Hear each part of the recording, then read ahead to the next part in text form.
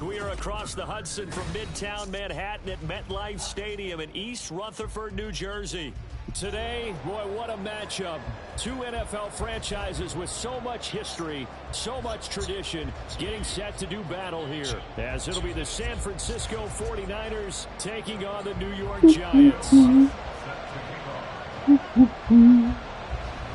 Lurching closer toward the midway point of this NFL season, and we're underway on EA Sports. And he opts to not bring this one out. The first drive will start at the 25.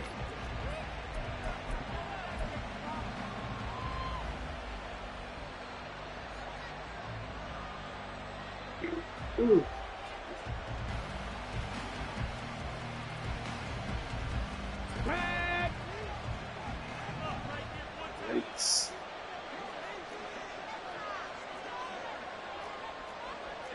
Right away, they'll change the look.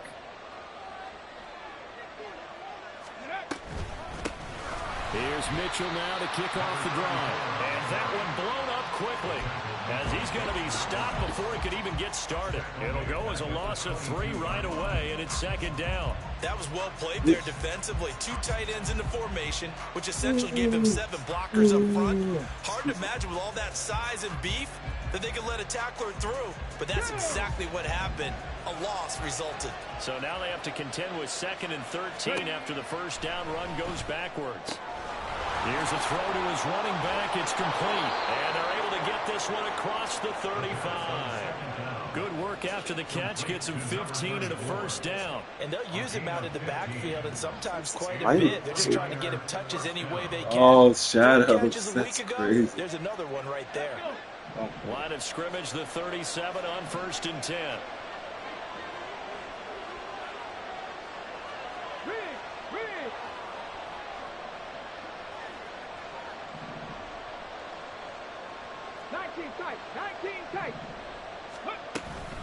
A shotgun handoff to Mitchell. And a 6-yard gain gets him right around the 43. Well, this defense for the Giants very strong in that victory a week ago. It was a little bit enlightening talking with the defense coordinator about their performance last week, because the feeling was that it was a good, solid performance. They did what they needed to do to get the job done and get the win, but definitely a few lapses that they're looking to correct. They try to throw on 2nd down, but this one is incomplete. You talk about this Giant defense. They've been pretty good against the pass. Not amazing, but good. Number 13 in the league. I think if you talk to their head coach, you get a nice answer about how much he likes his team and what they're doing. But at the end of it, he would admit there's definitely room to improve. On play action, they'll throw. That is caught. And they'll get him down as he's inside the 40. The Niners passing game in sync now. They've got another first down.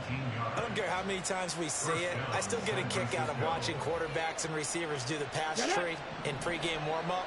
But I always remember that when we go to practices, we see that after practices as well. They really tune it up, don't they? They tune it up. They know why they do it for these situations. First down. And they build that trust, and that's why they're able to find him in this type of a situation. Throwing on first down, but this one winds up to be incomplete. Absolutely nowhere to go with the football, and he's just going to put this one in the Hudson River. Maybe he's a little fortunate he didn't get called for grounding, because that one was well over everyone's head. They work again from the 38 on 2nd and 10. They'll look to throw again. Oh, man. Give me a pass. Give me a pass. One time. Hard to fit it in time after time. It would have had to have been an absolutely perfect pass and not good enough. They'll stick with the passing game as he looks to throw. Oh, come on, man. A chance for a big play early, but he could not secure it. Concentration, so key on a ball like that. It's hard. I know how difficult it is, but that's a ball you've got to come up with. And instead, a big play is going to slip through their fingers, literally and figuratively. And he has got it from 55 yards away. That was never in doubt. And the 49ers take a 3-0 lead. They were probably hoping to get him a little bit closer for a shorter field goal, but he was able to get it done from deep. Nice little tester for him to begin things, huh? I think he was hoping for a little bit more of a chip shot. Instead, they made him stretch it out a little bit, but he's got to feel great now that he put it through the pipes. And he'll be dropped at the 21-yard line, so bringing it out of the end zone proves not a good decision, loses him about 4 yards.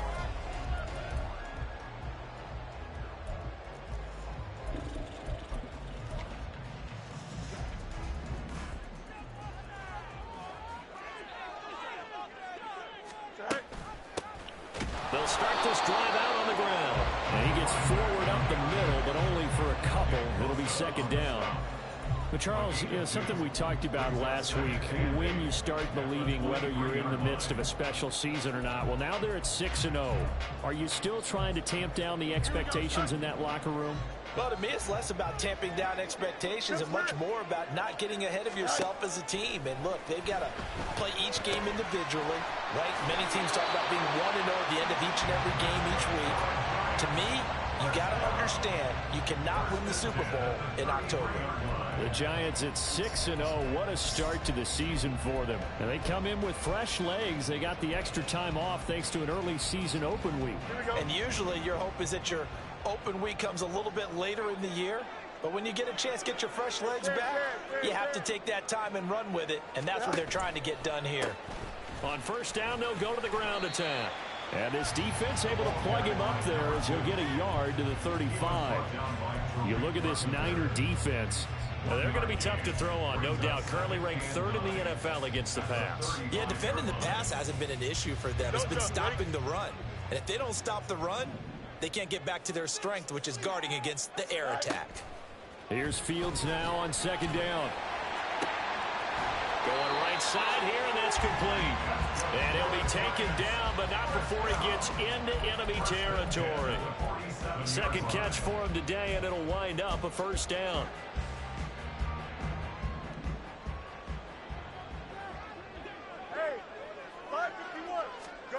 Fields now to throw. And he's going to hook up with his big tight end. Complete. And he goes down, but not before getting this inside the 25.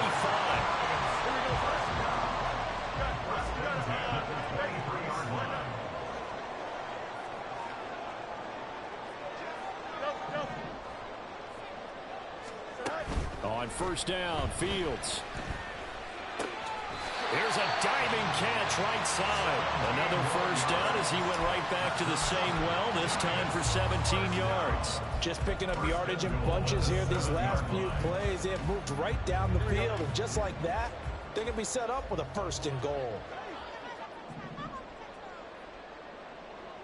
Hey, Ken. Yep. Tonight. They'll try and run for it on first and goal. And he will take it on in for a giant touchdown. A great effort there. His 5th rushing touchdown now on the year. And the Giants are able to answer the early 3 points and take a first quarter lead. Will Lutz on for the point after. He's got it. They'll see that opening drive field goal and raise it a touchdown, and that makes it 7-3.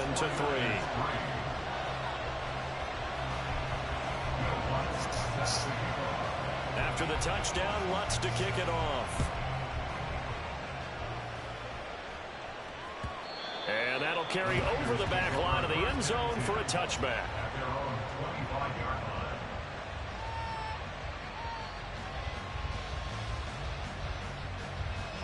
The San Francisco offense ready to start their next drive. And, Charles, you look at these two teams, and these are those kind of litmus test games in the second half of the season that if you're a coach or a player, you can either really look forward to them or really dread them, depending on your point of view. And if you're dreading them, you're not going to go very far in the playoffs. You need to look forward to these kind of games because here we've got 2 division leaders, both real contenders for the NFC title. And you're right, you love having easy games on your schedule, but you need some games like this to toughen you up a bit and ensure that you're ready for the shock of playoff football. On first down, they go back to Mitchell. And he is going to be stopped cold behind the line of of scrimmage. They'll lose a yard there, and it's 2nd and 11. Sometimes you get all those big guys down there in one spot, and there's just nowhere to go. And in this case, the defensive tackle used his strength and swallowed him up. Looking at a 2nd and 11 now after the loss. They'll set up a throw. And this throw incomplete. The defender all over him that time, but it's going to lead to 3rd down. Brandon, watching their tape from last week, I saw plenty of plays like we just saw there, forcing incompletions. It was key in their win last week. They're hoping the same thing happens this time out, too. An incomplete pass on that last play, and that means they'll need to come up with something here on 3rd down.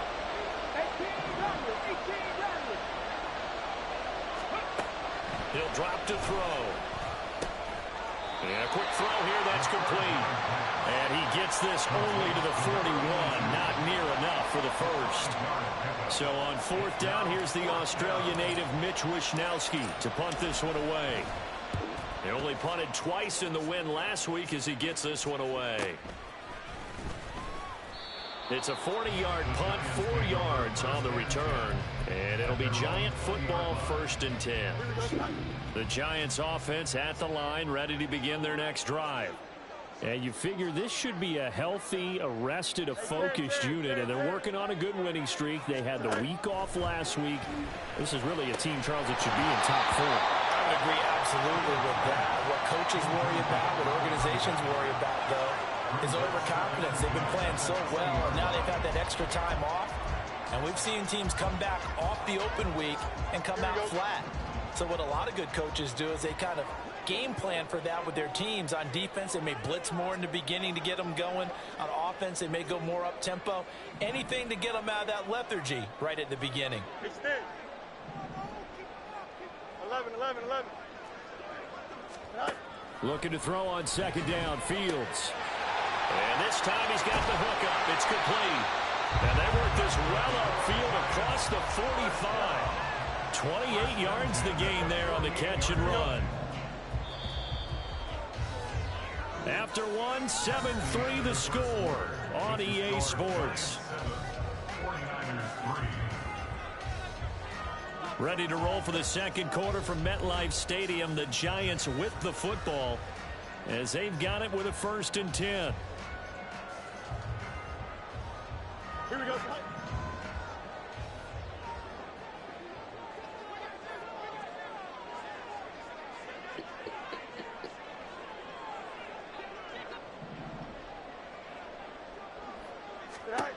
A shotgun snap, Fields. And he'll be hit as he releases it, and that'll fall incomplete.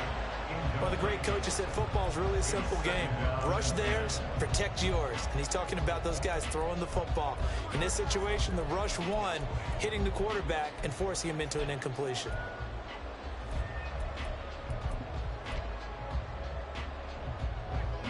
An incomplete pass on 1st down. That leads to a 2nd and 10.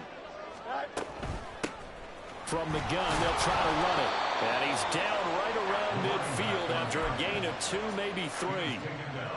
Well, they didn't get a whole lot out of that one, but I think you got to continue to try and run and try and keep the defense honest. You mean, or else they'll just sit back, dare you to throw it on every down? Yeah, you get your quarterback hit a lot that way, too.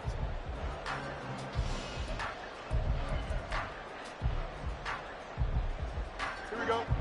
And it looks like we've got a dime set here defensively. 6 DBs in the game.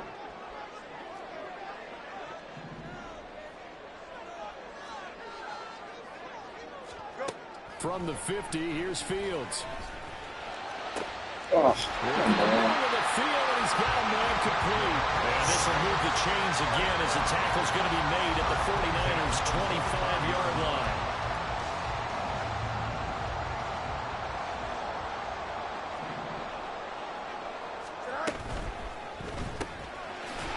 It's a short one here, complete to his tight end.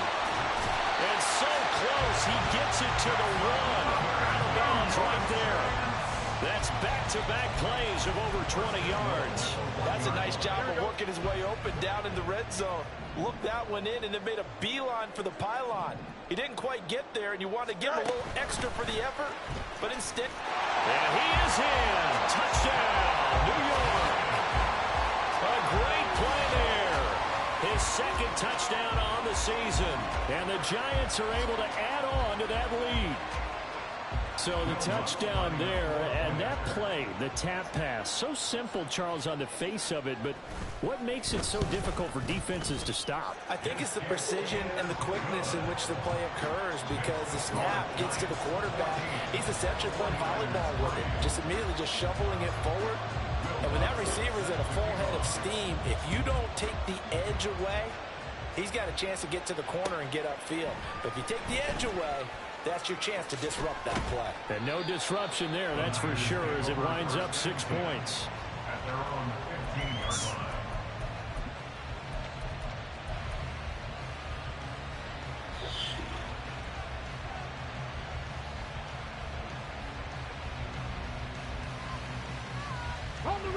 The 49er offense set to get this drive underway.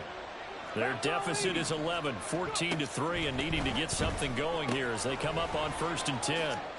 Now a throw here to his running back, and he'll get this up to the 34-yard line. First play of the drive, a success, 19 yards. From the 34 now, here's 1st and 10. That's out to the left flat and complete. Short completion, just 4 yards, and it's 2nd down. 4 yards on the pickup. 2nd and 6 at the 38-yard line. 19 Lions. Shut up. He'll look to throw. Short throw taken in by Conquo. And he'll go out near midfield at the 49. His first catch of the game, good for 11 and a 1st down. Misdirection's the key on this play. They line up with 3 receivers to the opposite side of the tight end, and they're all going to work their way across the field and let the tight end slip underneath against flow the other way. They're banking that he can get lost, and that's exactly what. This is caught inside the 15. Touchdown. A big play there. 51 yards. And the 49ers have cut it back within a score.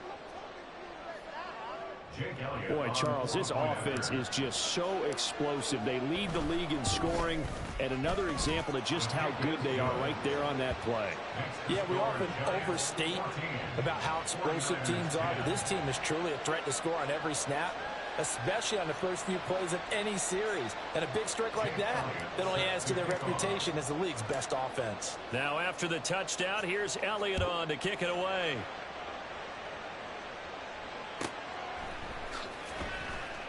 And he is out of bounds here on the return. At their own 25-yard line.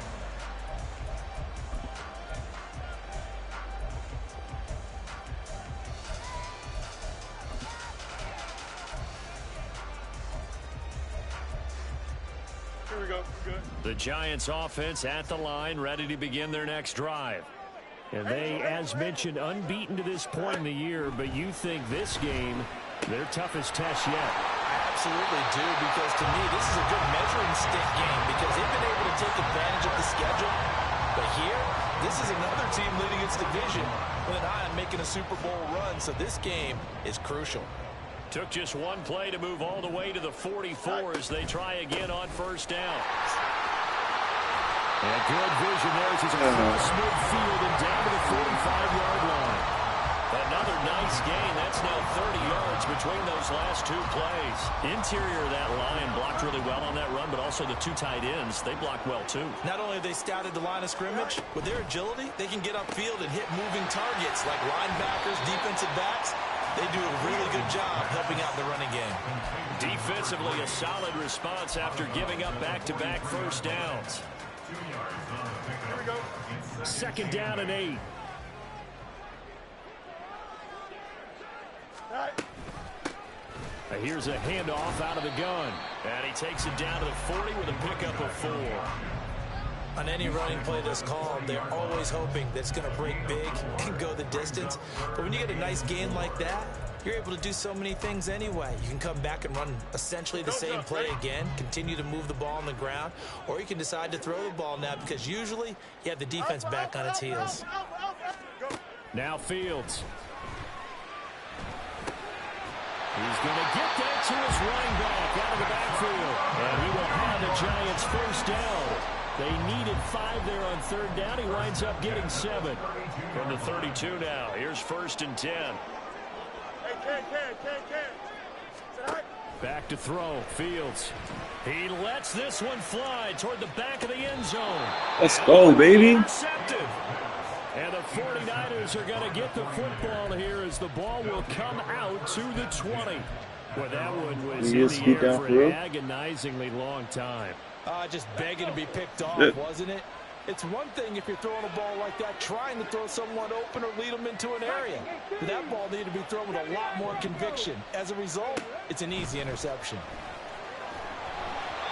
And now a throw on first down there, but it's incomplete. To this point, I've been impressed with the work defensively. They have not allowed a lot of receivers to run free.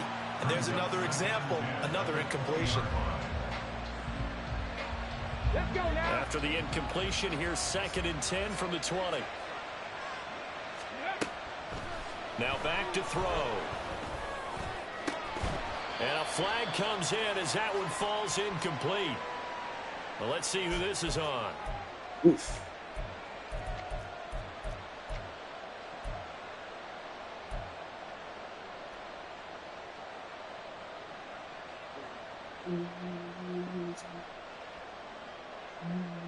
Get it.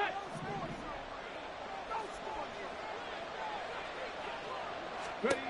On first down, he'll drop to throw. And he comes back with one complete.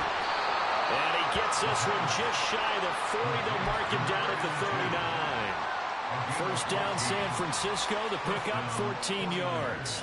And maybe that touchdown on the previous drive has re-energized this offense a little bit. They've been kind of sluggish until then, but they're showing signs of life here, and they get good yardage that time and a first down.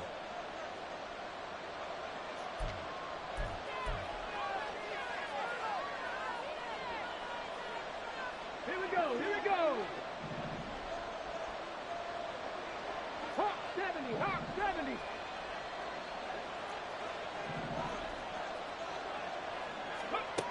Back to throw now on first down.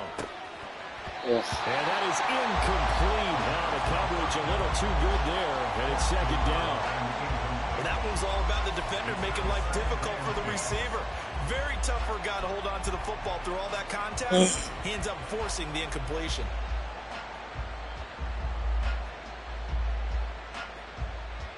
Come on. So now second and 10 after the incompletion on first down.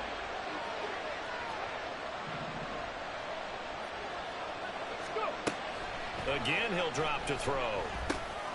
Firing quickly here, and that's complete. 4 yards the gain, and it'll bring up a third down. Number 82. A gain of 4. And it's third down.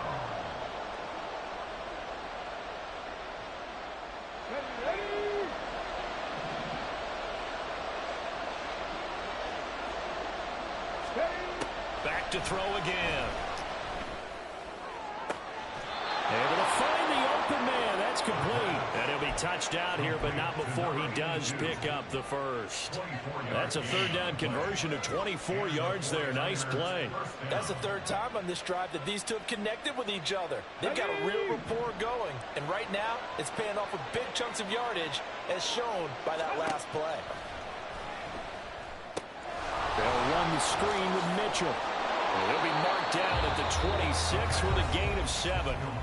The 49ers now going to use the first of their timeouts as they'll stop it with a little over 30 seconds to go in the first half of play. Here we go. Here's second and 3.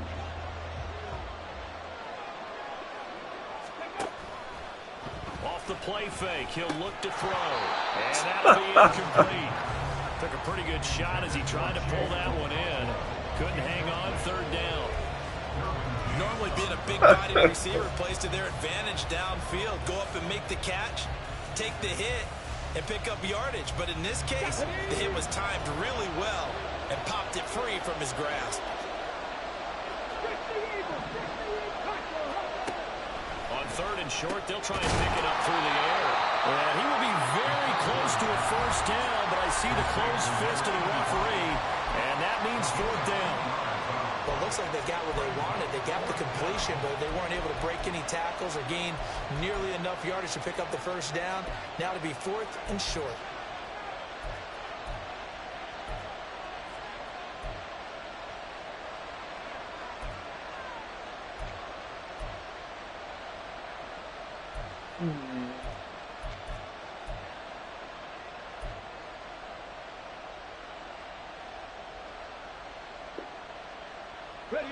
It would be a very makeable field goal try from here, but instead they're going to go for it. On play action, they'll throw. And it's incomplete. They cannot convert, and they turn it over. The Niners go for it, but it doesn't work out. And the Giants are going to get the football back. And he'll have a tough time living that one down. It's one thing, Charles, to drop a pass. It's quite another to drop it on 4th down. And so many teams work on that in terms of locking in on those. And the Niners get there and bring him down. The Giants going to go ahead and use the first of their timeouts as they'll stop it with 14 seconds to go in this first half. So that complicates things a bit here. 18 yards to go now on 2nd down. Hey, Ken. Up. It's all right. To throw is Fields. He's going to hit his man out of the backfield, complete. And he takes us beyond the 35 before going out of bounds. A gain there of 21 yards.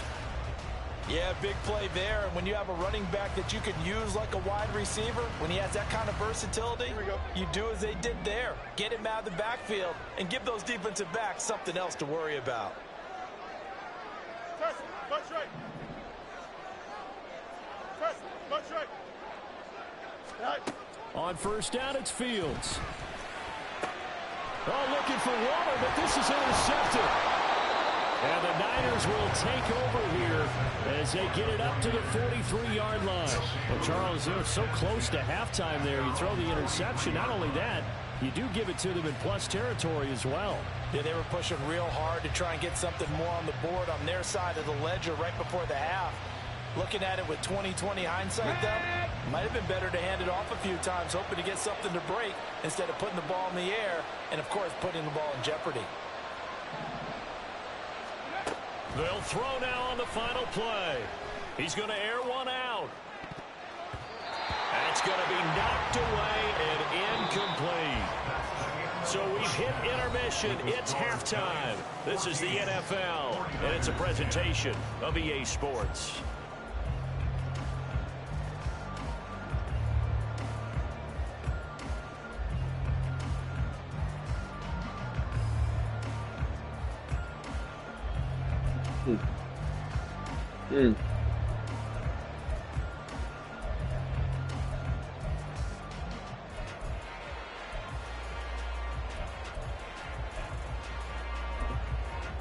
Welcome back. Halftime over. We are ready for quarter number 3. Alongside Charles Davis, I'm Brandon Gaudin. Second half ready to get rolling. The Giants with a lead, and they are set to receive this kick. And he is out of bounds here on the return.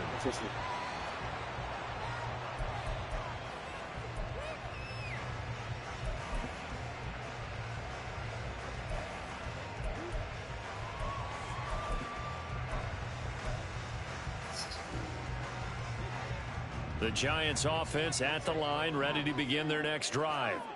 And Charles, they've got the lead. Put your coaching hat on here now. What's the game plan for the second half? I think getting the running game going a little bit more, because I thought the first half, they didn't get it moving the way that they would like. They had success throwing it, but I think these first couple of drives, they'll want to get those running backs going and give them more opportunities, and I will guarantee you that those guys were lobbying for them in the locker room at halftime.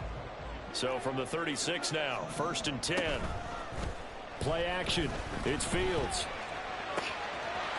Looking downfield, and that's caught right side. He's got his man. And he's going to be forced out of bounds inside the 5-yard line. A big play there on the catch and run. 61 yards. After the big play, a chance to finish now on 1st and goal. They'll try to run this one in, and he will take it on in for a giant touchdown. A great effort there. His 10th touchdown of the season, 2nd of the game. And the Giants are able to extend their lead. Wants to try to add the PAT.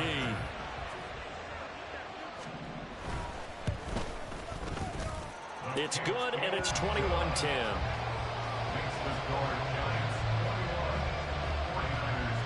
After the touchdown, Lutz to kick it off. And this will not be returnable. It's out of the back of the end zone for a touchback.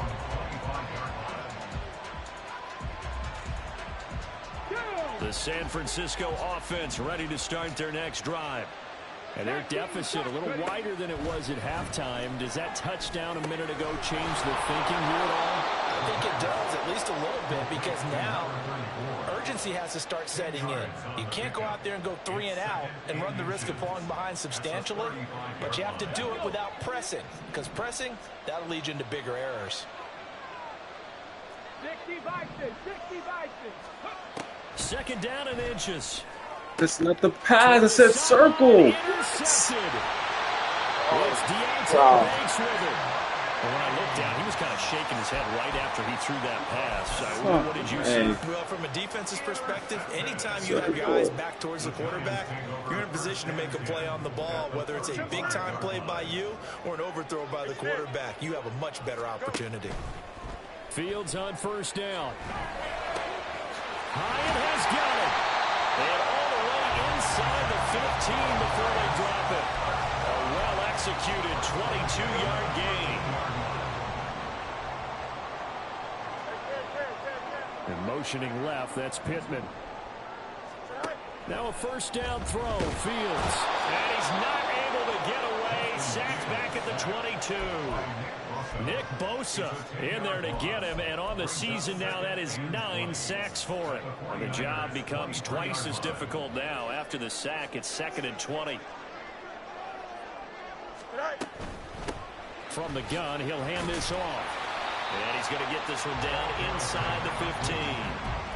51 yards rushing for him now in the ball game. Decided to hand it off that time on the run-pass option. Appeared to be an easy decision. Just gave it inside. Nice steady gain.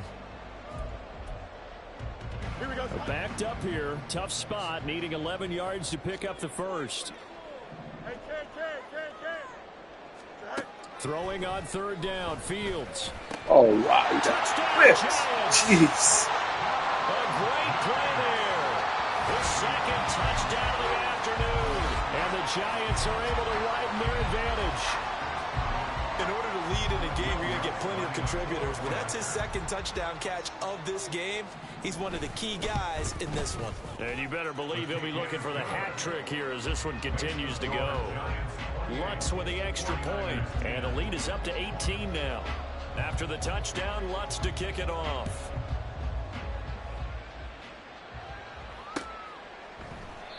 And they'll put up the stop sign there as his guys will get it at the 25.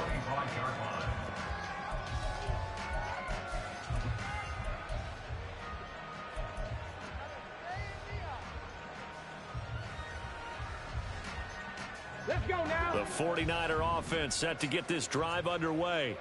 I kind of feel like they've reached a do-or-die point in this game, Charles. If they're going to try to pull off an impressive comeback, it has to start right here, right now. Yeah, now they've got a final chance to get out of this situation, but they also understand they've got to move the ball and move it fast. In addition, they need to save as much time so they can get 2 more possessions. So from the 39 now, they'll come up on a 1st and 10. Back to throw here. And this will be incomplete. Physical play on the football there, and it's 2nd down. And there's another stop. One of the league's best defenses is certainly bringing it again this week. 2nd and 10. Out of the gun, they'll look to throw. That's to Mitchell out of the backfield. And he'll be taken down, but not before he works it past the 50. And the offense moving quickly to the line. They go play action here on first down. And the giant rush gets home as down he goes. Kayvon Thibodeau in there to get him. It's a loss of 5. Coming up now on a 2nd and 15 following that sack. They'll set up a throw. And this Jesus one Christ. incomplete.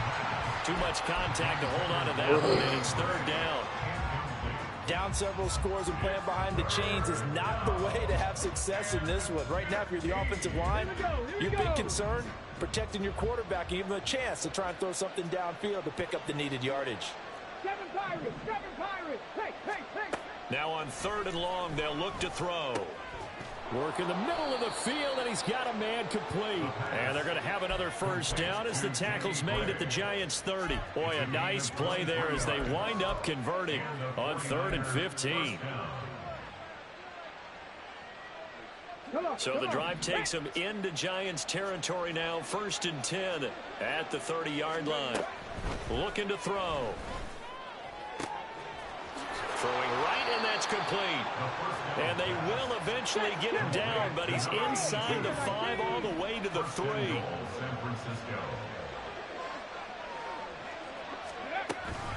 Mitchell will score. Touchdown, 49ers. Well, he finishes off the drive with a touchdown run, Charles. Remember, he also had a catch on this drive as well. And that's what running backs want to be in today's NFL, a complete back.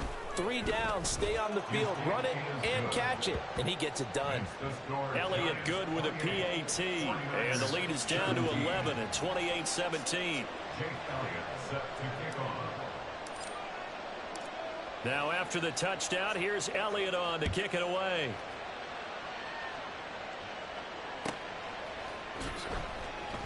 And he is out of bounds here on the return.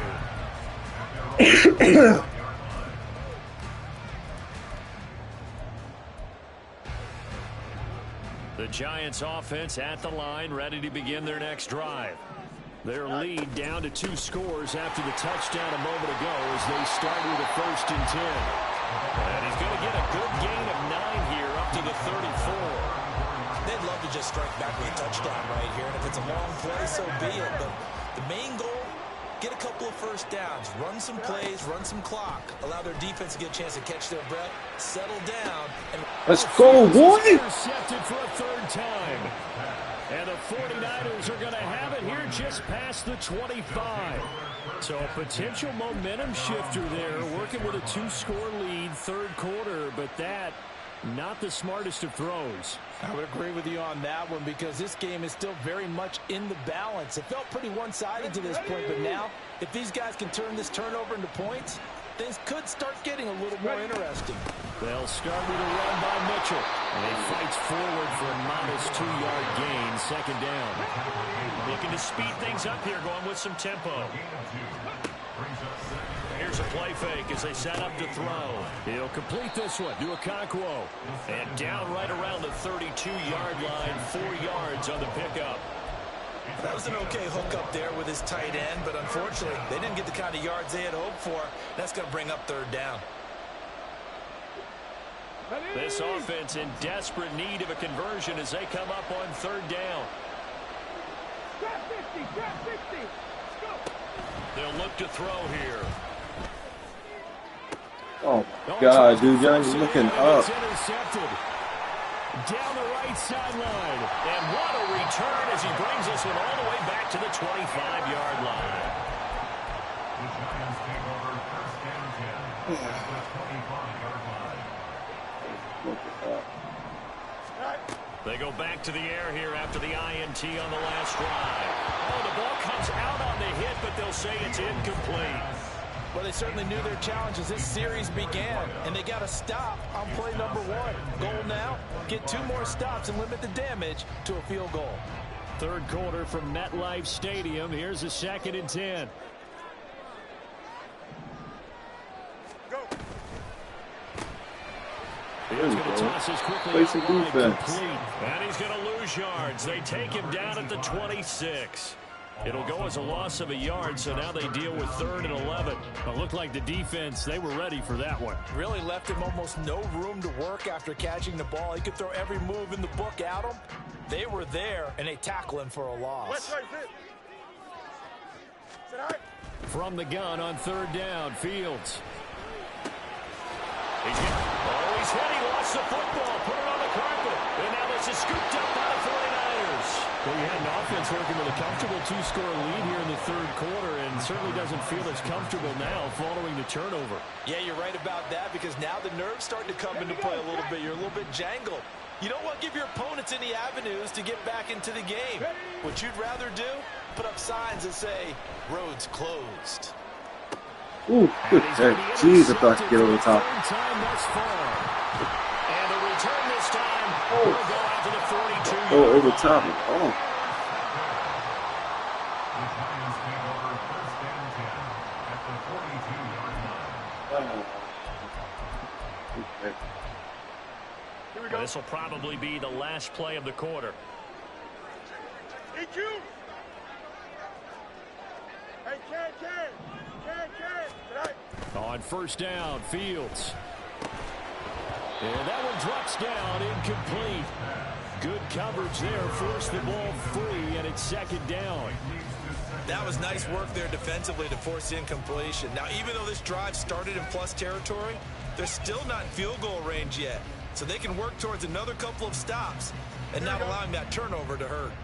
A lone second remains now in this 3rd quarter. Here's Fields now on 2nd down. And that one knocked away and incomplete. Nice job defensively on what will be the final play of the 3rd quarter. Welcome back now here in East Rutherford. It's the Giants with the football and also the lead as we get set to start quarter number 4.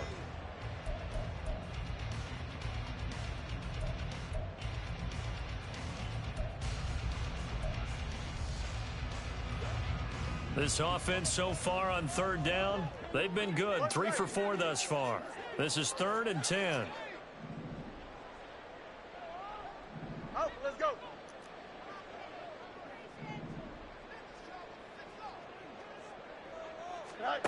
Here's Fields. And it is caught. And he will have the Giants 1st down as they're able to get the 3rd down conversion.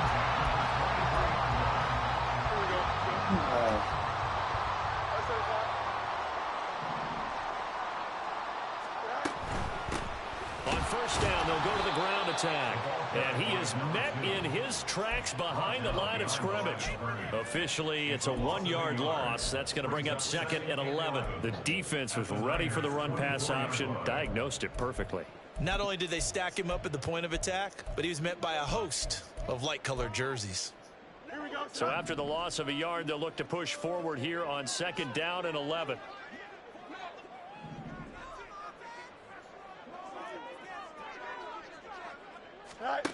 Back to throw. Fields. That is caught inside the 5. Touchdown. A 24-yard touchdown. And the Giants add on to their lead, and it's looking like that win streak is going to extend another week. Lutz good on the extra point, and the lead is up to 18 now. 49ers 17.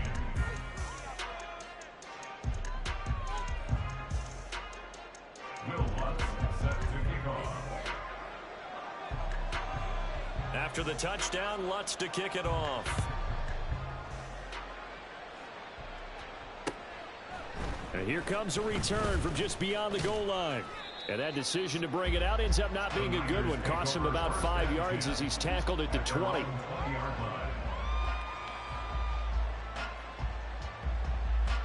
On the 6. The San Francisco offense ready to start their next drive. They're sort of seeing themselves spiral out of control. Let's see if they can get things. And his pass is intercepted for the 4th time today. And he's just across midfield and down at the 49-yard line. The 1st down pass. Here we go. Intercepted. The Giants take over first and 10. The slot man in motion right. Fields tapping it forward, jet sweep. And that is not fooling anyone. He never had a chance to turn the corner there, and they'll go backwards right away. This defense not fooled one bit on that touch pass. And this has become one of those kind of in vogue plays, you know, kind of like the shuffle pass was a few years ago. This one never got off the ground, but you understand why a lot of teams are running it. These wide receivers, a lot of them, they've run like running backs with the ball in their hands. A good space to operate there as he takes this down inside the 35-yard line. 75 yards rushing on 12 carries for him now. From the 34 now, here's 1st and 10. And they'll give him another shot here on the ground. And he's going to get 7 out of this before being taken down at the 27. And I'm guessing you'd say this is kind of the key here. Grind out some yardage, work on that clock, see if you can continue to tick it down. Definitely, you want to bleed things out at this point, right? Continue to possess them. Oh, he put it on the carpet, a fumble. So it goes as a fumble, but the key thing, not a fumble loss. Yeah, that stat's big, isn't it? I mean, I remember watching teams play. The ball might be on the ground a number of times during the game, but if the other team doesn't get it, that's a huge difference in the ball game. And in this case, they were able to retain possession. Here we go. So they recover their own fumble. Now they face 3rd and short.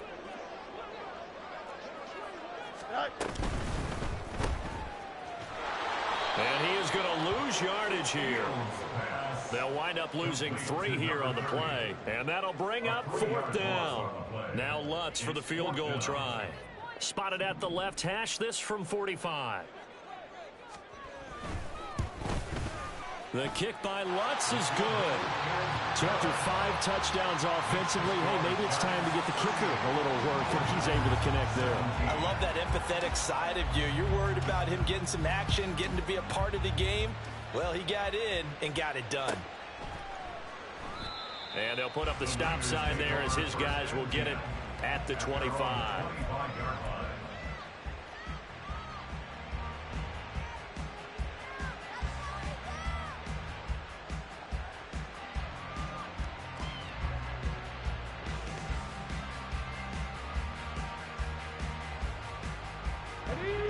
The 49er offense set to get this drive underway. And they've sort of lost their way, partner. How do they recalibrate and get this proverbial train back on track?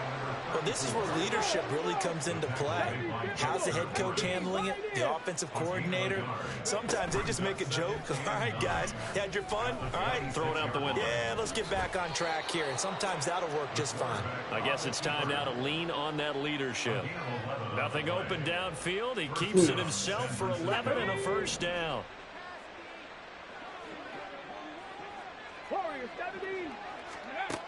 Now they'll throw here out of the gun. Oh, come on, dude. And this one is incomplete. And they're at the point of the ball game now where they've got to take some chances. They've got to put the ball in the air and just see what happens. But this defense knows that all too well. So after the incompletion on 1st, now 2nd and 10. They'll look to throw. Ooh. And he's just throwing the ball up for grabs now. Fortunately, that one going to fall incomplete. I think this is what this game's become now. Just go deep, see if we can get something to go our way. Yeah, not the most creative or most inventive play call there, but not much has worked for them throughout this game. They're almost at a loss about what to dial up. Right there.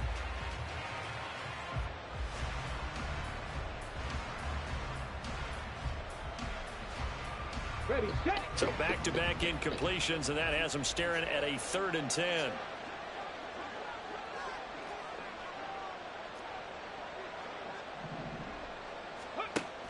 They're going to look to throw. Pass taken in by his big tight end. And they're going to have another 1st down as the tackle's made at the Giants' 41-yard line. They'll look to throw again. That'll be complete to Okonkwo. And he gets this one inside the 15, just a yard or 2 shy of the 10. Back to throw again. Oh, he dropped it.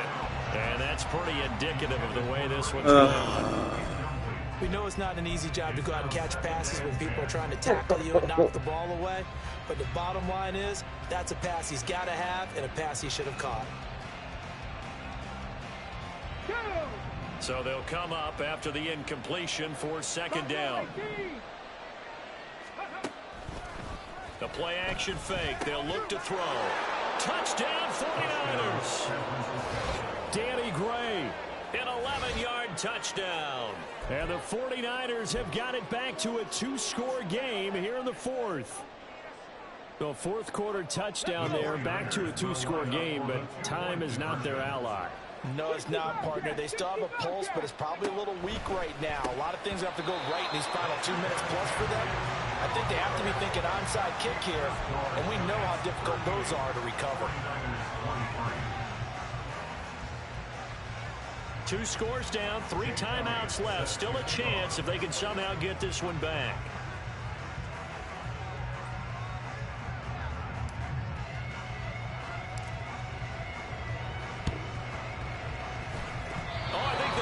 Got it back. Yes, San Fran recovers. Well, that certainly makes things more interesting. You get the score, then you get the onside kick. A little uphill battle still, but a start.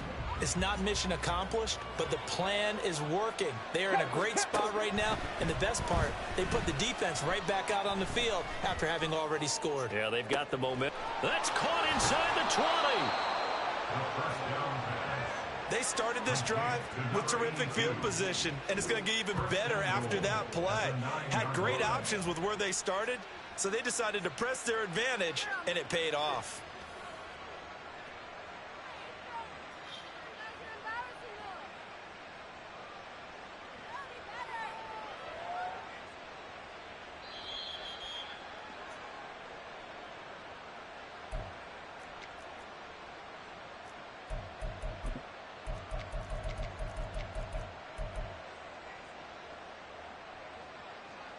Okay, break.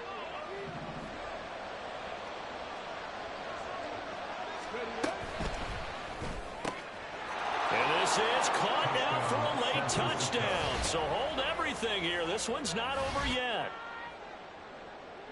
Well, Charles, he's still a young signal caller in this league, second year in the NFL. I don't know if last year as a rookie, if he would have worked through his progressions like he did on that touchdown pass. I think you're right about that. We're seeing him grow up right in front of our eyes because when he went to his primary read, he recognized that they were all over that. So he continued to survey the field, picked up another target, delivered a pass exactly where it needed to be. A very mature play for the second-year quarterback. Jake Elliott set to kick off. Now after the touchdown, here's Elliott on to kick it away. And it'll come out to the 25 as he will not attempt to return. 25-yard line.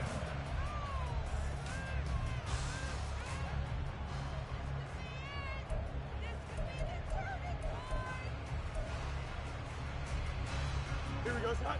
The Giants offense at the line, ready to begin their next drive.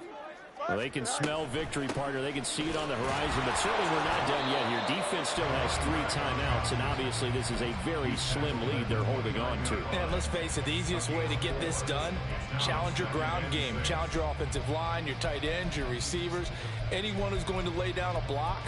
Don't let there be penetration because they're going to stack the line of scrimmage and maybe bring extra people to the ball. If you can do that, make them burn their timeouts, run out the clock, life will be good.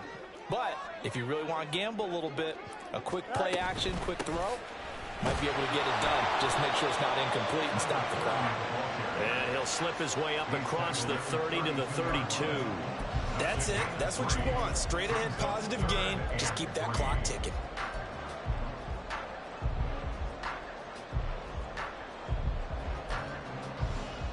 Here we go.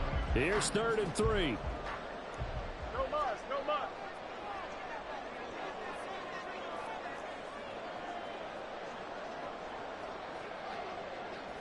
Go. Here's Fields. Oh, there's that man again. It's complete. And he'll be tackled about 2 yards shy of the line to gain. A 1-yard pickup leads to 4th down. Only a yard. I hate to surrender the football when you're nursing a slim lead, but they're going to have to punt it away. Trust that defense. It's the right play at this stage of the game as well. You don't need to press it here because you do have that little bit of a cushion, and you count on your D to make it stand up. So they're forced to punt on 4th as this one's away. Fielded just inside the 20. And he'll have this past the 30 prior to going out of bounds. So a good punt, but a solid 12-yard return. And the Niners will go on offense. 1st and 10. Here's 1st and 10. He's back to throw. Oh! His throw incomplete. Oh my gosh. Football today, almost a surprise when he doesn't complete a pass like happened there, but he needs a few more to get his guys downfield. Fuck me. Well, the way he's thrown it leads him to believe that he's going to get those completions. And that means the guys going out for passes, they'll run even harder because they expect it as well. The clock stopped. 50 seconds to play. 2nd and 10.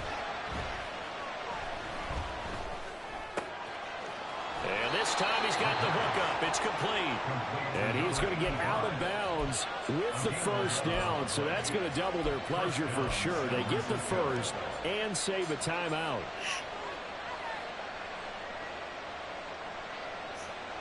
On the double. Lightning 18.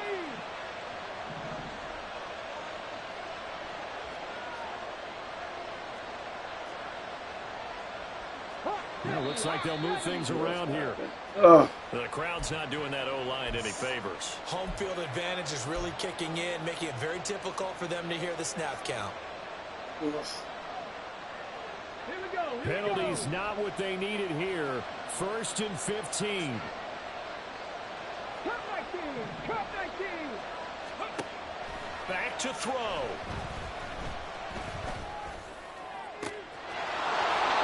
Throwing left side, it's complete. And he'll be out just a yard or two shy of the 30. Now that is the 2-minute drill at its very best. Get the completion, get a big chunk of yardage, and then get out of bounds to save those timeouts. You cannot do it any better than that.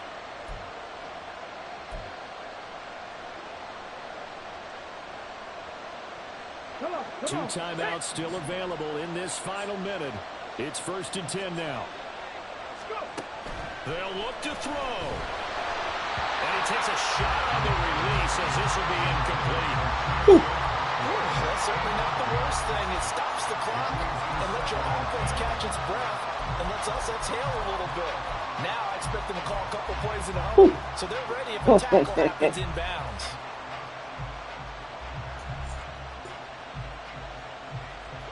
They'll try again here. 2nd and 10.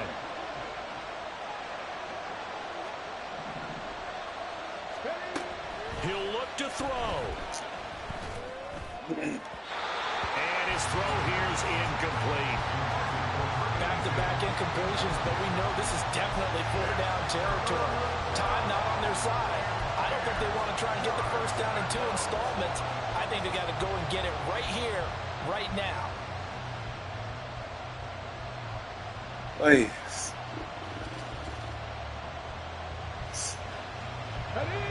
Well, the crowd here at MetLife Stadium in full roar. 3rd down. Back to throw.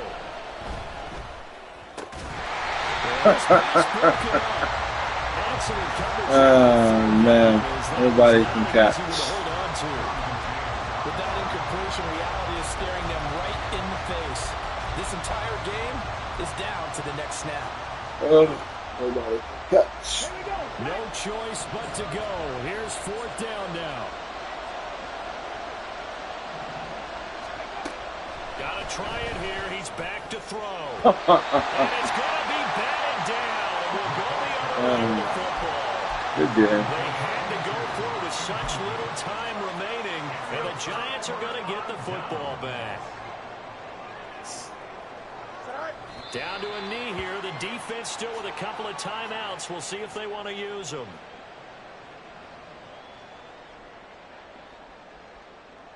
Here we go.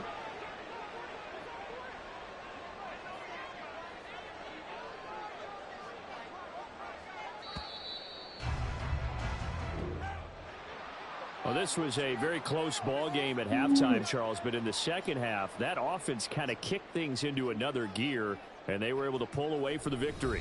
And, Brandon, I think they're the type of team that just looked in the mirror and said, hey, ton of pressure on, but we're the type of team that can flat out handle it. They stood up with confidence, and made it happen for a victory. So for the Giants, their winning ways continue.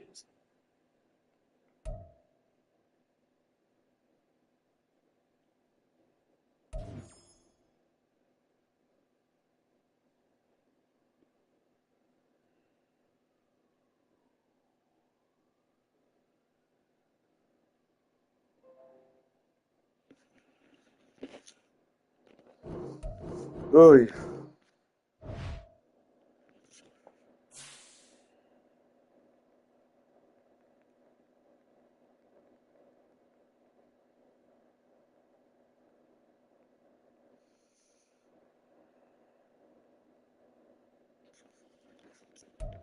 Oh.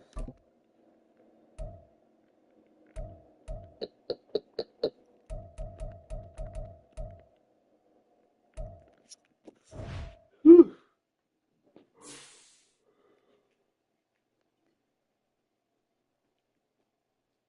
You should be here.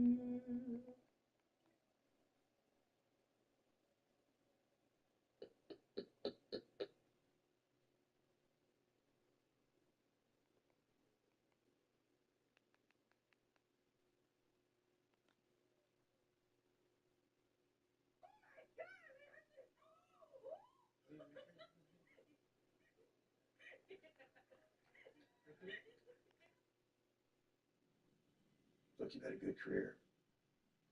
I don't think you're a big bad master spy. I think you just messed up.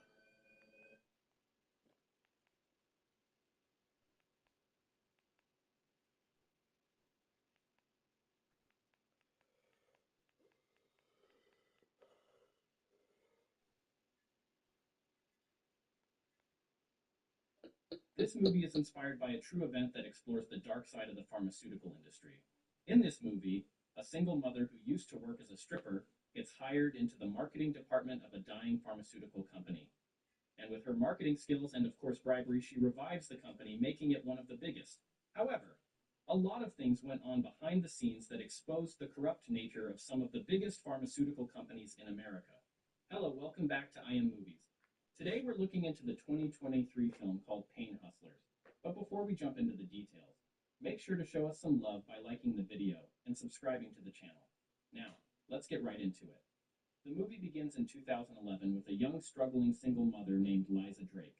Liza works as a stripper and lives in her sister's garage in Florida, alongside her epileptic daughter Phoebe and mother Jackie Drake. One day while strip dancing, Liza meets a man named Pete Brenner, a sales rep for a pharmaceutical company known as Xana Pharmaceuticals. At first, Pete doesn't want to indulge Liza in any conversation because he just failed to secure a deal. However, Liza manages to get him to play games with her. Now, after playing a few games and getting drunk, Pete offers Liza a job, stating that it would pay her $100,000 a year and gives her his contact card. Moments later, Liza gets a call from Phoebe's school that Phoebe and some other students started a fire. Liza pleads with the principal to reduce their suspension from 5 days to 1 day, but Phoebe eventually gets a 3-day suspension. Afterward, Liza returns home and breaks the news to her sister and mother, adding that she was also suspended at work too. However, Liza and Phoebe soon get kicked out after a misunderstanding between Liza and her sister over some money Liza owed. Afterward, Liza and Phoebe move to a motel where they meet a new family, who tells them that the motel is always noisy at night, which is not so good considering Phoebe's epileptic condition. The next day, Liza's car gets towed away, and she's now left with nothing, complicating her already complex situation. Determined not to give up, Liza realizes that she needs a better job, so she decides to contact Pete, but she could not reach him. Moments later, Jackie gifts Liza her car and encourages her not to give up. Meanwhile, Xana Pharmaceuticals, a struggling startup, is working hard to gather funds for a marketing campaign before its planned IPO. They urgently need money and decide to borrow from an investment bank. Pete, along with other team members, including CEO Eric Paley, Vice President of Marketing Brent Larkin, and Xana's founder Dr. Neal, make efforts to convince the bank to give them the loan. But unfortunately, the bank rejects their proposal.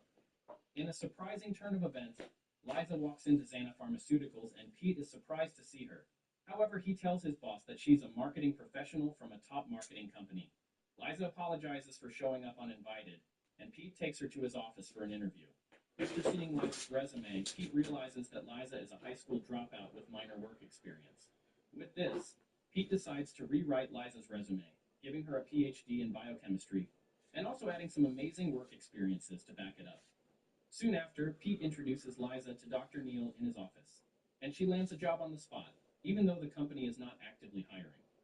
However, Brent Larkin, who has a history of conflict with Pete, doesn't like the idea of Pete bringing in a new salesperson. So Brent decides to frustrate Liza by giving her a 1-week ultimatum to invent a doctor, or she gets fired. Now, to invent a doctor means she'll have to convince a doctor to prescribe Xana's cancer pain relief drug Lonafen to their patient, which they refer to as getting a script. However, Pete reveals to Liza that she can make up to $40,000 a month on commissions if she can pull it off. On hearing this, Liza takes up the challenge and soon begins to research the drug's effectiveness. The next day, Pete takes Liza to meet Dr. Liddell, a prominent doctor who has been known to promote the pain relief drugs of Xana's major competitor. Liza presents Lonafen to Dr. Liddell, stating how fast it works compared to others, but Dr. Liddell doesn't seem interested. Shortly after, a lady from Praxium, Xana's major competitor, arrives, and Dr. Liddell walks out on them. After many failed attempts to successfully pitch Lonafen to any doctor, Liza begins to get frustrated. One day, while waiting to see another doctor, Phoebe has a seizure. After the examination, Phoebe is diagnosed with a condition called CAVM, which stands for cerebral arteriovenous malformation. It is a condition caused by the tangling of blood vessels in the brain. The doctor informs Liza that Phoebe's condition is currently minor, and there's a chance it could heal on its own during puberty. However, he cautions that surgery might be necessary if the condition worsens. Afterward, the doctor advises Phoebe to get enough rest, take her medications regularly, and schedule a checkup in 6 months to monitor her progress. Now, because of the noisy neighbors, Liza decides to take Phoebe to live with her ex-husband, but Phoebe expresses her disinterest, stating that she doesn't like it there. Later, Pete calls after noticing that the GPS tracker from Liza's work iPad is going out of the city, but she decides to quit on the spot, stating that all her attempts to pitch the drug to a doctor have failed. Liza gets overwhelmed by the whole situation and decides to cool off before continuing her journey. However, Liza soon spots Dr. Liddell and overhears him talking about his divorce on the phone, and she relates her ordeal with her ex-husband to him. Afterward, Liza tells him that she'd come to pick up a Tupperware she forgot at his office. Now, while inside, Liza overhears a patient named Matt Ellison and his wife complaining about a pain relief drug that her husband has been using, which gives him mouth sores. With this, Liza decides to pitch Lonafen to Dr. Liddell one more time, asking him to give it a try. Matt's wife overhears this, and they both decide to give it a try. Dr. Liddell gives them a prescription, and Liza successfully lands her first script. Meanwhile, as Eric Paley, the CEO of Xana, holds a meeting with the employees telling them how bad the company is doing, Liza walks in and breaks the good news.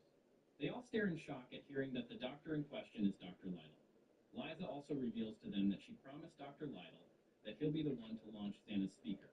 However, Brent gets pissed about it, stating that they have no funds to sponsor one. Now, speaker programs are like a fun get-together of doctors that is usually sponsored by pharmaceutical companies to get doctors to prescribe their drugs to their patients, more like getting the doctors on their side. Well, Brent eventually rejects the idea, but Liza decides to team up with Pete to plan a small one using their money. Liza and Pete plan the event, but none of the doctors show up. With this, Liza walks into a nearby bar and invites 2 podiatrists to join them. Dr. Liddell shows up, but gets disappointed to see that other doctors did not attend. However, Liza manages to convince him to stay after hearing him praise the drug due to his patient's testimony.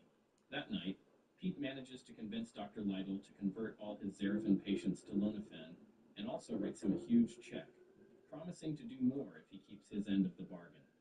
However, Liza feels they may be doing something illegal because if not, why pay him? But Pete tells her that every other pharma company does the same, stating that she'll be helping a lot of cancer patients get better treatment. 3 days later, Pete visits Liza and excitedly tells her that Dr. Liddell has been prescribing loads of Lonafen to his patients, stating that he even converted 40 patients to Lonafen within 3 days. To celebrate this, Pete gives Liza a golden bracelet as a gift, and reveals that she'll be making over $600,000 by the end of the year, compared to the $100,000 he'd predicted. Tomorrow, mini-priced Domino's pizzas for half off when you order online. Offer ends March 24th. Order now. Online personal styling straight to your door.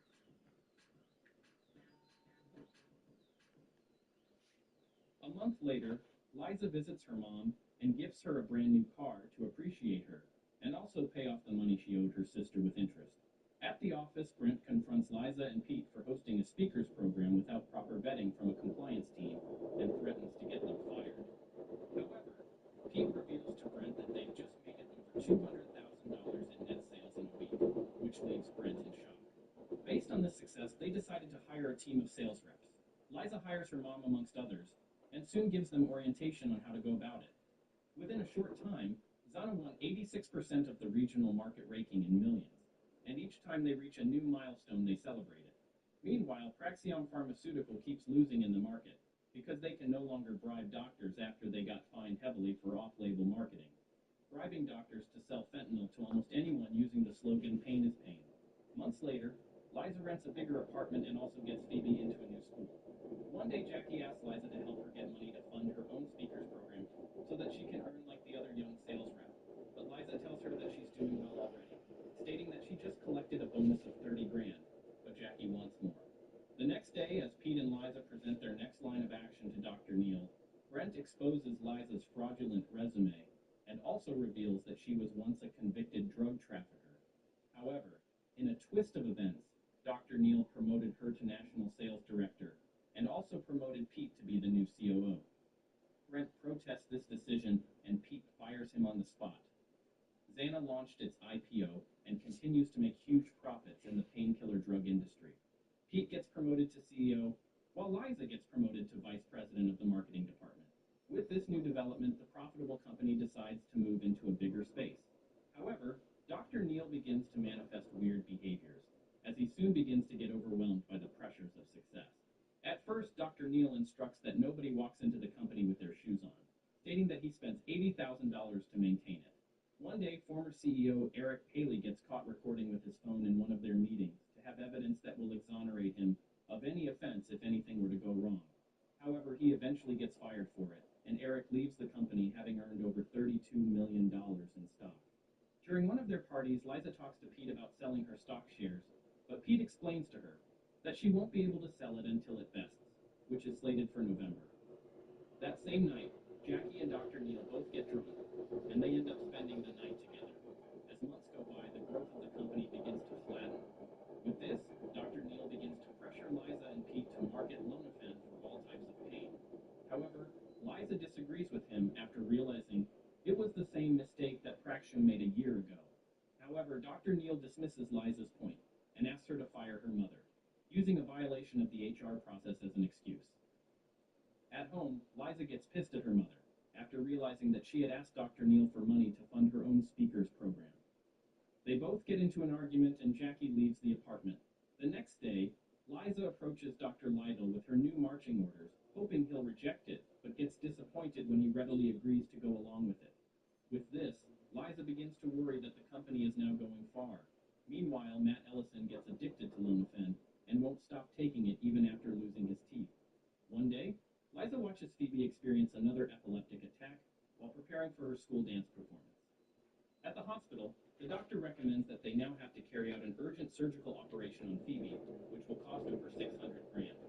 With only $239,000 in savings, Liza decides to get a loan against her Xana stock, but her application gets denied because pharmaceutical stocks are considered to be very volatile. Liza decides to approach her friend Dr. Lydell for cash. However, Dr. Lydell gets arrested by the DEA that same day after selling drugs to an undercover agent. After realizing that people are dying from Lonafen, Liza confronts Dr. Neal and Pete about the effect of the drug and how it is killing people, but they don't seem to care.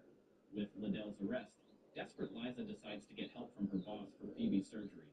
However, Dr. Neal only tells her to use Phoebe's situation as a fire for her inspiration to sell more Lonafen to make money, just like he created Lonafen when his wife was dying of cancer.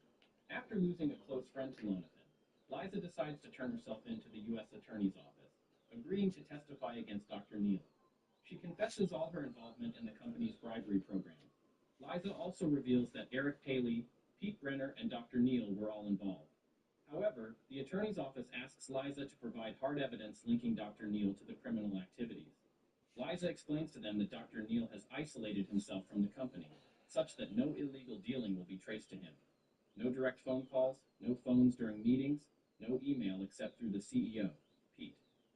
The investigation later revealed that lonafen is fentanyl, which explains the reason why most patients, especially non-terminal cancer patients, became addicted.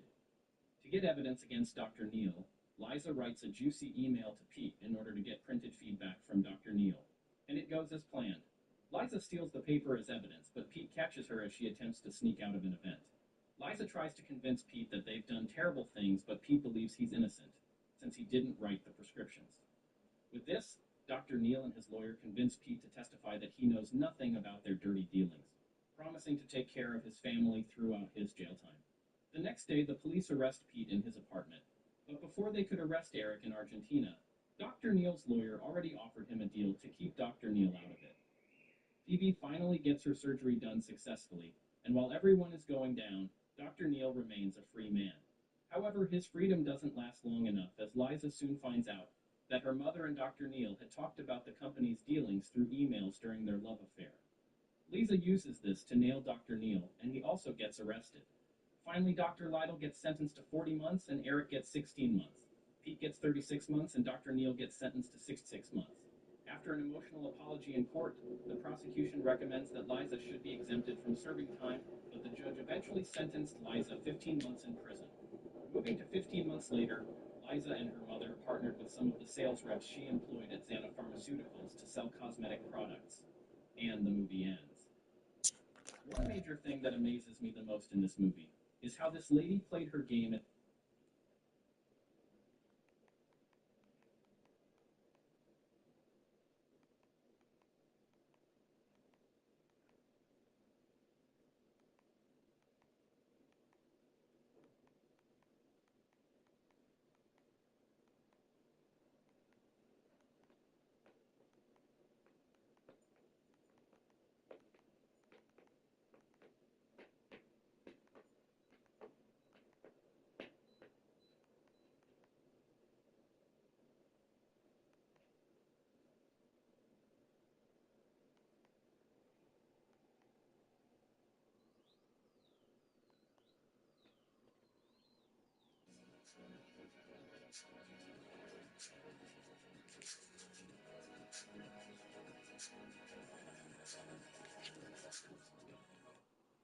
Hey, I'm playing on the Hustler Casino live stream, which is one of, if not the biggest poker live stream in the entire world.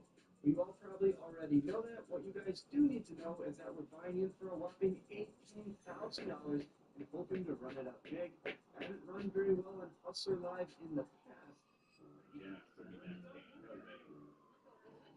I will say two things. Pretty good player. He had terrible on Hustler Casino Live. But we're looking to change all that today.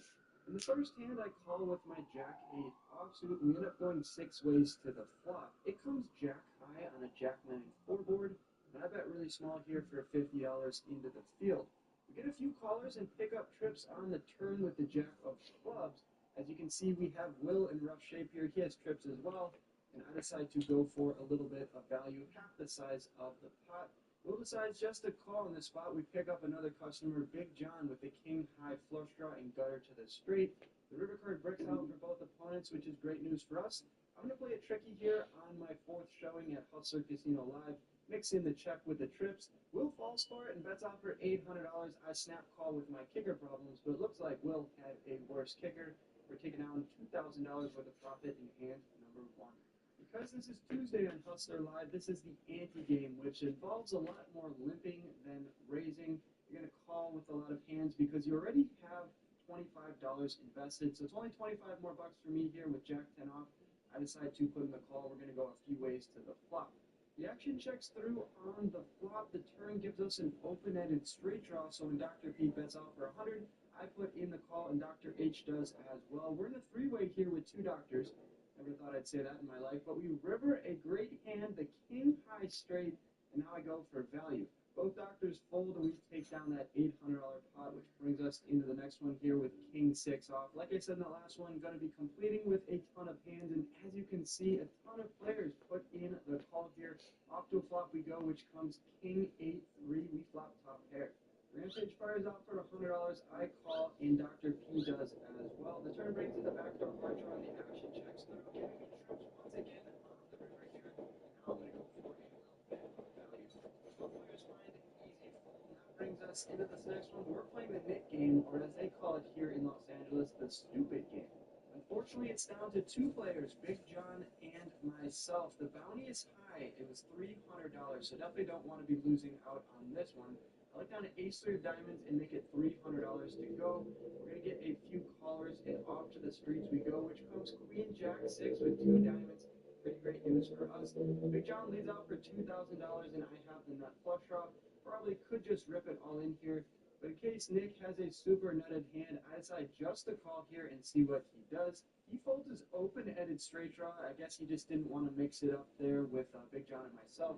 Both going to be vying to win this pot and get a button in front of us. Turns a brick, it comes the 9 of spades. Oh, I guess it would have made Nick Bertucci the nut straight, but he's not in the hand. Big John rips it all in, and I snap call. We decide to run it twice. The first board is going to count towards the stupid game, and luckily for us, we make the nut flush on top.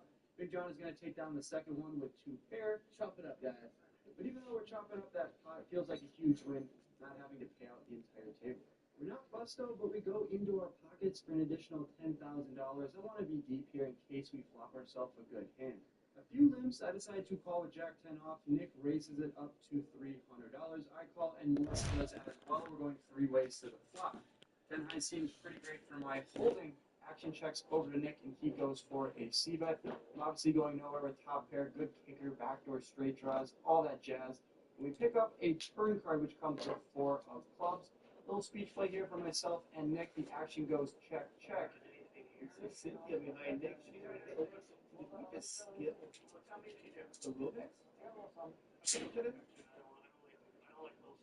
And the river brings in the King of Diamonds. Not a great card for Nick to continue betting. I check, he checks, easy game. All right, in this next one, we see a strange limp from Rampage under the gun. I'm going to raise it up to $300 with ace, queen, offsuit, the parking lot hand. Yes, commentator here. Wolfgang brought in a fish to do this commentary, and we get 2 players to call his nitty raise. And here, first act from the undergun position with ace-king offsuit, obviously very good hand.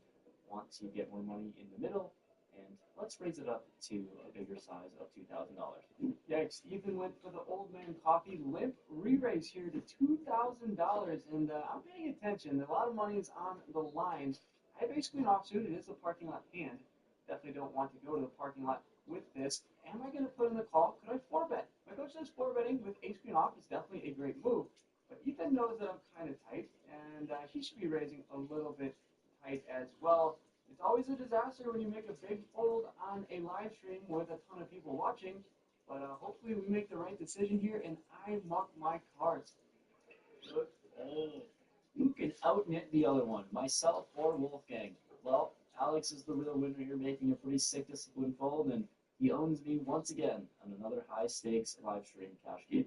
This next one is a fun one. Nick raises it up to $300 from under the gun. Going to be a very strong hand. Will calls, Morris calls, and I am closing the action here on the button with the crabs, and I put in the call as well. If I could pick a flop here, a queen 4-3 board would definitely beat it. We flop bottom set. Nick fires up for $400 into the field, and Will calls as well. I debate going for a raise here. I'd also think about just calling, but given the fact there are 2 diamonds out there, and Nick is very likely to have an overpair or a strong queen, I want to start piling the money in now. I raise it up to $1,200, and Nick calls.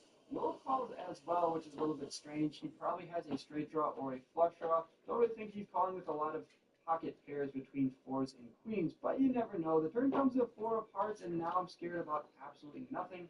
It pretty much eliminates any of the opponents from having pocket 4s, so I essentially have the nuts. I guess the only other hand we could be worried about is pocket queens from Nick Bertucci from under the gun, but on this 4 of hearts turn, we can either go for a bet or check it behind to get a little bit tricky. now that we have the board pretty locked up. When the action checks over to me, I think about both of those options. Betting makes a lot of sense because you want to put more money in when you think you're ahead.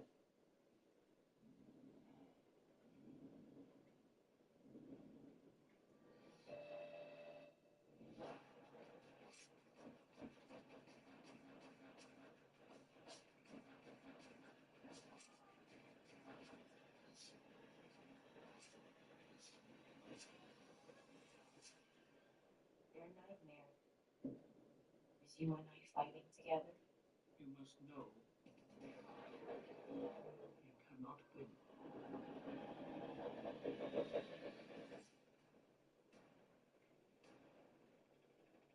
You're all here.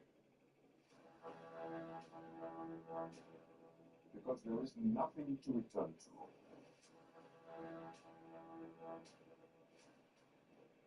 Dark days lie ahead of us all. We will teach you how to fight.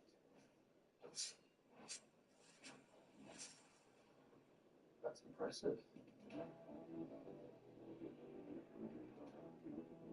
This target is the monkey. Else this village holds most dead. I should destroy them.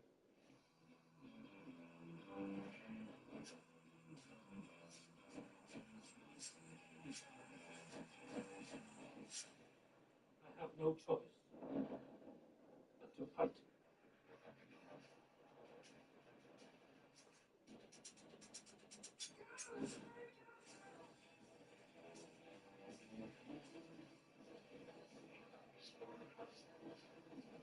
This can't be last time.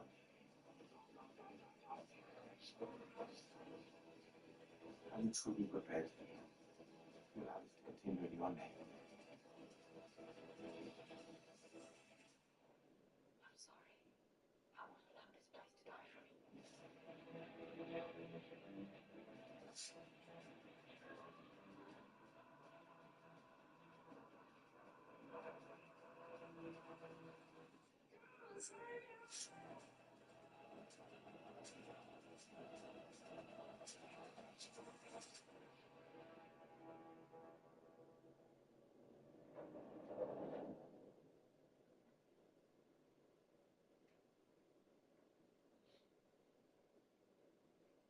Playing is sometimes the move, because I check behind, and as you see here, Will decides to go for a bluff with his pocket sevens and fires out for $2,500.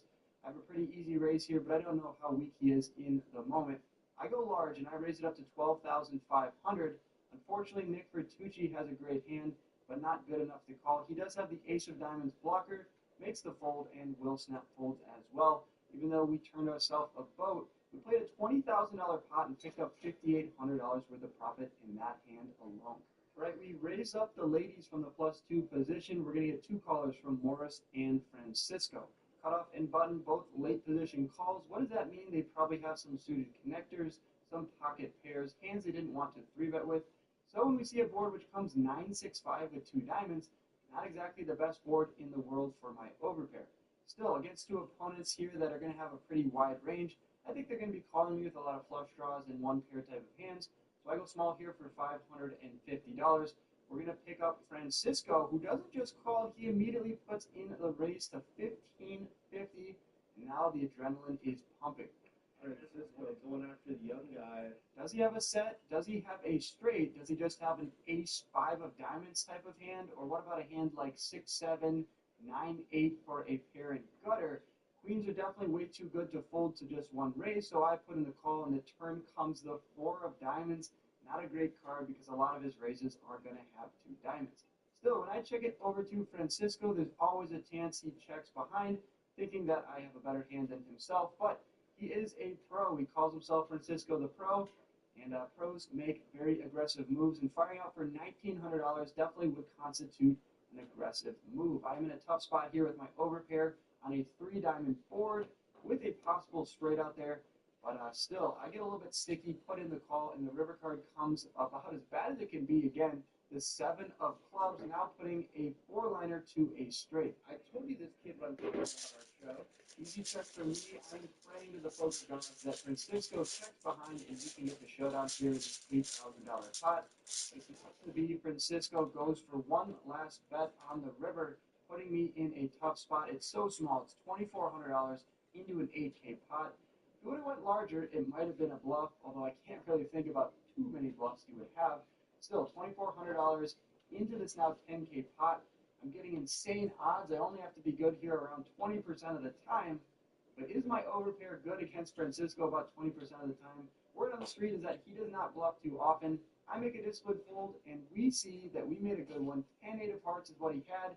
That river rat Francisco got there with the 7 of clubs. Great fold for me. I was calling when I was ahead, folded when I was behind. Can't play it much better than that. As you can see, we're currently not in a good spot, down $4,800. Am I going to go 0 for 4 on the hustler? The first 3 times didn't go my way. I was hoping to make some money tonight. We have our work cut out for us.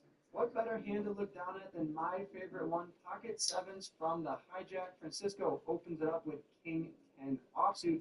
I decide to put in the call pre, and the flop comes groovy. King 8-7. Dang, we flop bottom set again.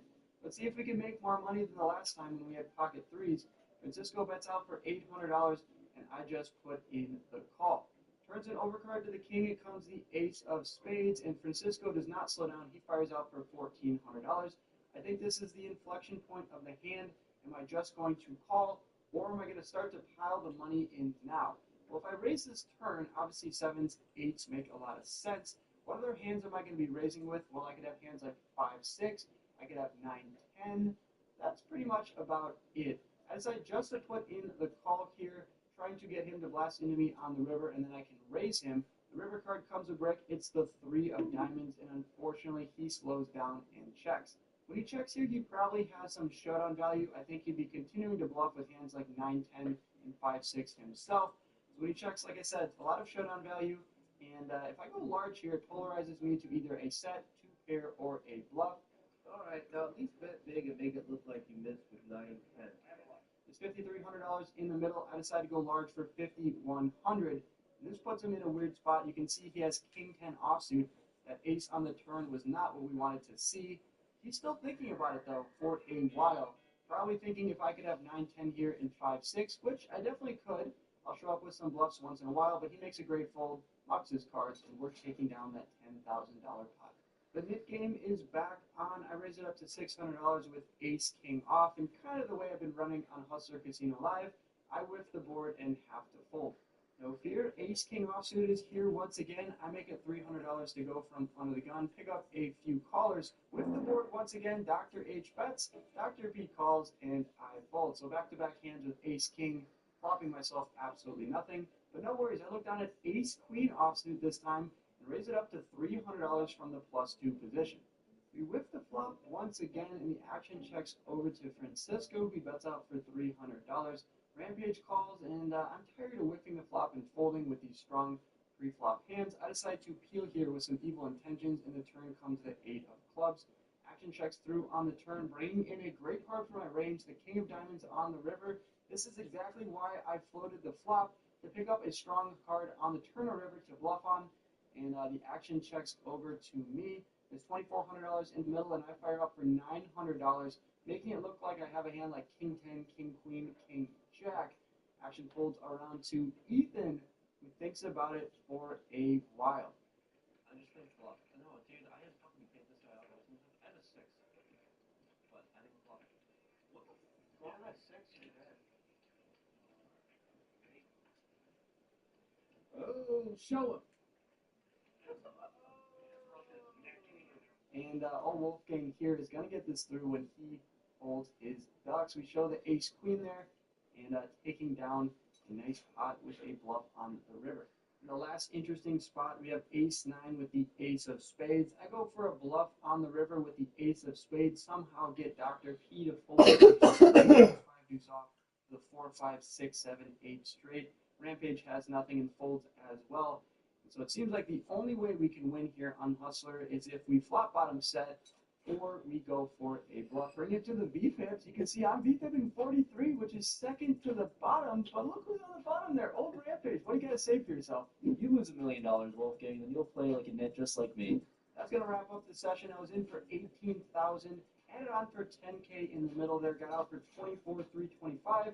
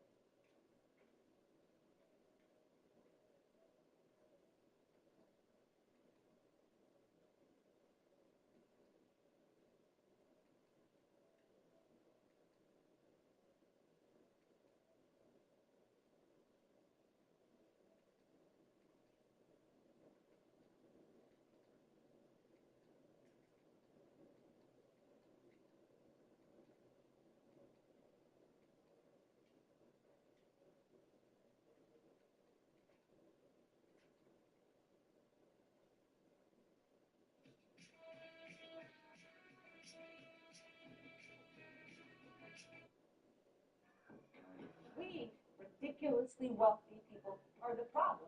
Starting today, I'm going to give away all my money. All 120 billion. Molly Wells here to talk about her new housing initiative, Space for Everyone. We are on a real mission that is going to help a lot of people. I want you to get everyone into the conference room for like a group talk session, like... Are you trying to say the word meeting? Yes, that's it. That's the word. Sophia again. She sent me a PDF. What is that? That's violence. That's what it is. We need to talk about this broken yoga machine. We don't have a yoga machine. Okay, then whatever machine I've been putting Greek yogurt into is not operating properly.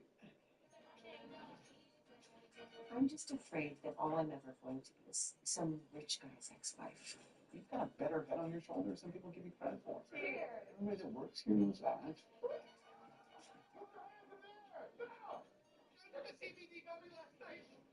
trying to be more interesting. Helping the masses, helping your friends. Step on it. You're on this beautiful, selfless journey. I don't have a partner. Place your hand on each other's hearts. Oh boy.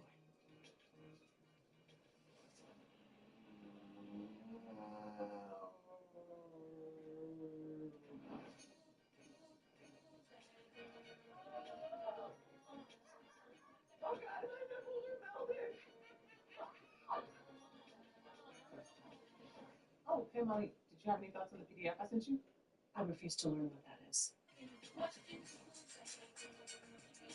Here we have a folic acid kale smoothie.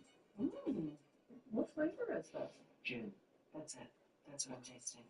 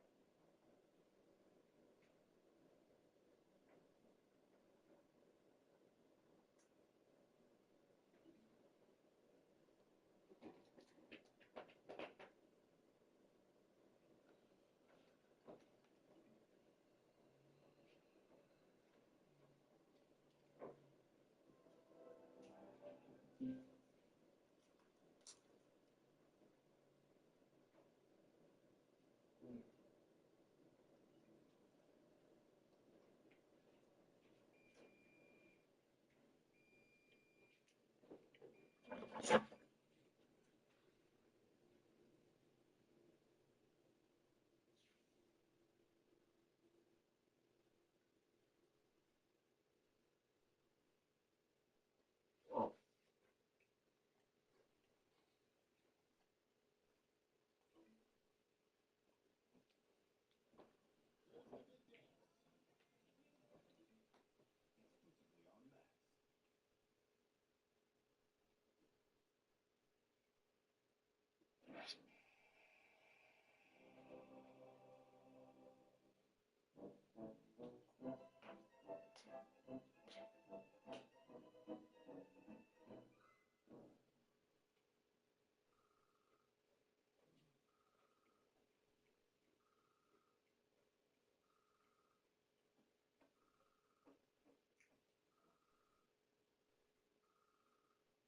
Huh? Larry, it's Gina Grossbard. Stu had a stroke. Who? Stu Grossbard. From the club. I thought you'd want to know.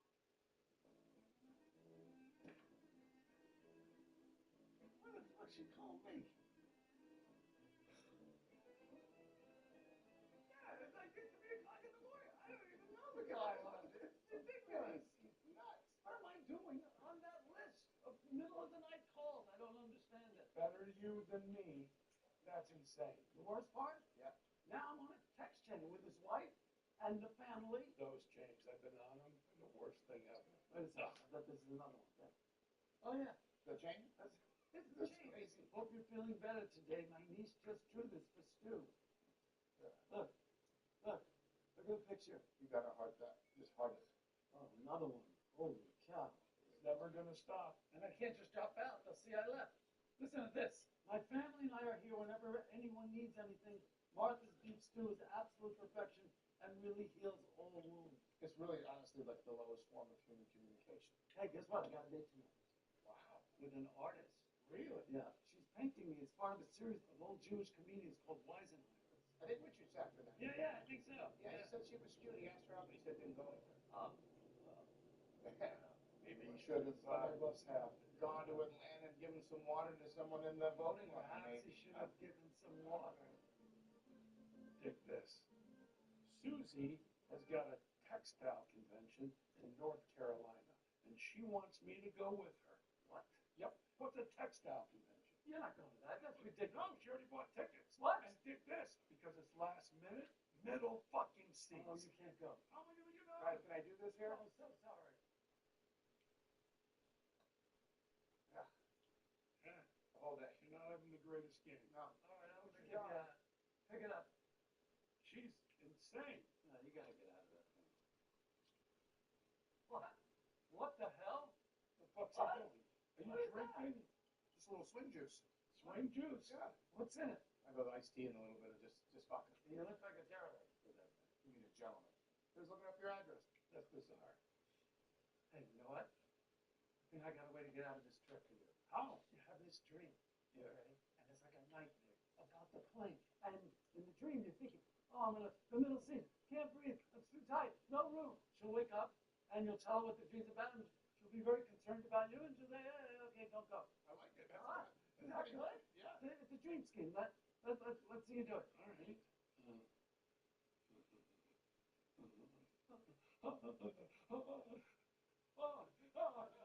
Middle seat, can't breathe. Oh, they're squeezing me. Wake up! Wake up! Wake up! Wake up! You're having a bad dream. What's going on? I was having a panic attack. You're not going on the trip. I'm gonna go. You stay home. You like that? I love it. Worth a shot. Worth a shot. All right. Pretty good so far, huh? So far. You want to be on my talk show? Of course. All right, we're back. Our next guest is a young artist from Los Angeles. Her name's Renee Holcomb. Please give her a nice round of applause. Yeah. Renee, welcome. Thank you. I understand you have an art show coming up soon. I do. It's my Weisenheimer series. Now, did you paint Larry David? I did. Oh, I heard he's just an incredible person. And an incredible face. You know, it's Picasso-esque, you know, a little asymmetrical. Asymmetrical. Well, you know, just slightly. All right, thank you for being on our show today. And our next guest. Okay, I've got the key lime pie and the herbal tea. Thank you. Well, thanks for being on my show. It's a pleasure.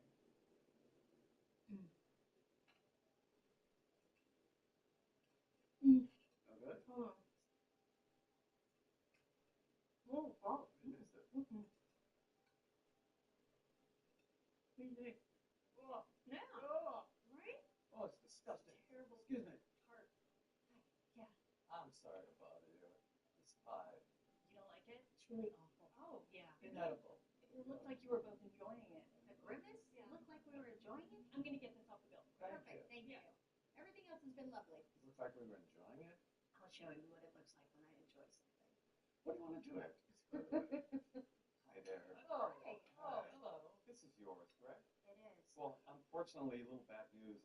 I'm not going to be able to take this off of your bill tonight. Why? It's halfway gone.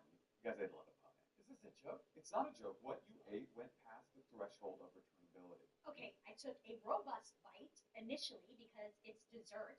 Then I took a tentative bite to confirm that it was gross, and then he took a bite. 3 bites. She took one bite. She said, this tastes awful.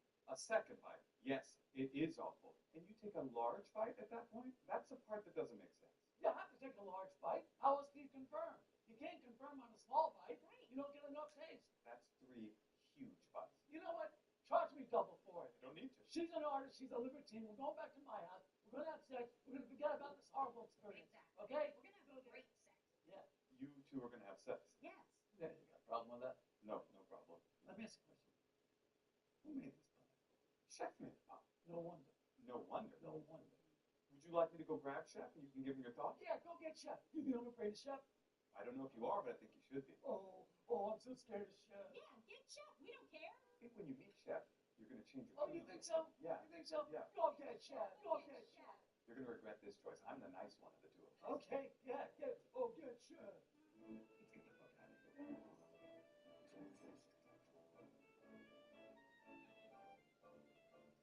How'd you sleep? Not good. Really? Yeah. Why? Oh, yeah, new person. Yeah. Mm-hmm. Yeah. It's weird. Yeah.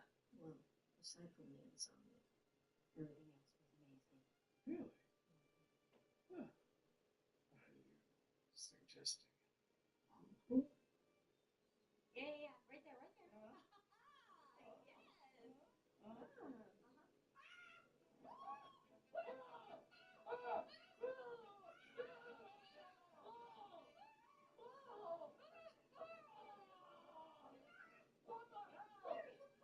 It's the housekeeper. Why is she not? She's not supposed to be here. It's a day off. She should have knocked. She should have knocked. Get out. Hey, you always knock. You always knock. It's true. Oh, she seems freaked out. Oh, yeah? What gave you that impression? I don't get it. It's not like you don't have one of your own. I think I better go talk to her. I'm gonna get dressed. Call me later. Let me know how it goes. Oh, I can't wait for this. It was great until it wasn't. I don't see it. Goodbye. Goodbye, Larry.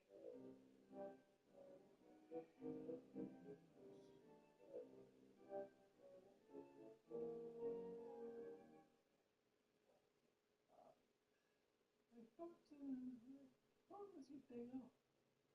No, he wasn't. Anyway, I know what you saw. I don't know the nature of your experiences, but all women seem to find pleasure in that. Go figure. I don't know. I want to do it. She asked me. Thank you! Thank you! Oh. I like it. You know what? A gentleman puts the toilet seat down. Yeah, right. How's he doing? Not great, Larry. Touch and go. I'll have lunch with you tomorrow. Lunch? There's something very important I need to talk to you about. Me? Yes. Thank you so much, Larry. I'll send you the information. You're on the text chain, right? Oh, yeah, the text chain. That text chain is a blessing. I'm so glad you're on it. Yeah, I read that quote about resilience that your cousin sent. It was very moving. I'll see you tomorrow. All right.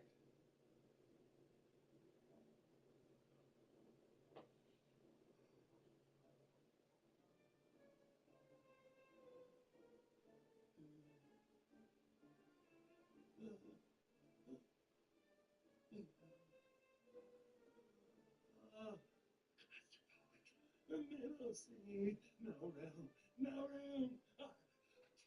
Middle seat. Can't breathe. Get me out of the middle. Get me out. Wake up. You were having a nightmare. I think it was about the flight. You're really bent out of shape about this flight to Raleigh, huh? Yes, I am. Yeah. You know what, honey? If you're so worked up about this that you're having nightmares, it's a sign you should not come. You really think so? Yeah, I really think so. Take a deep breath and get some sleep, okay? Yeah. I got a busy day tomorrow. Busy day with the captains.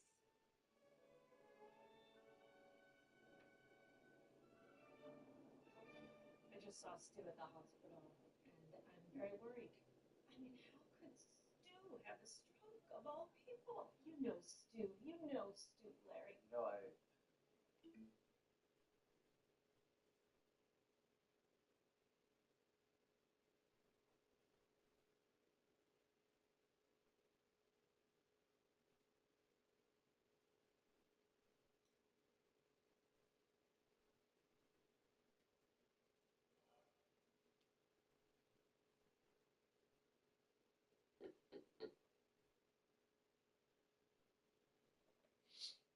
really don't know. Oh, Larry, you mean the world to him. Yeah, I can't possibly mean anything to him. I've never even had lunch with a guy. But let me tell you, I blame Susie Green for this situation. Susie Green? Oh, yeah.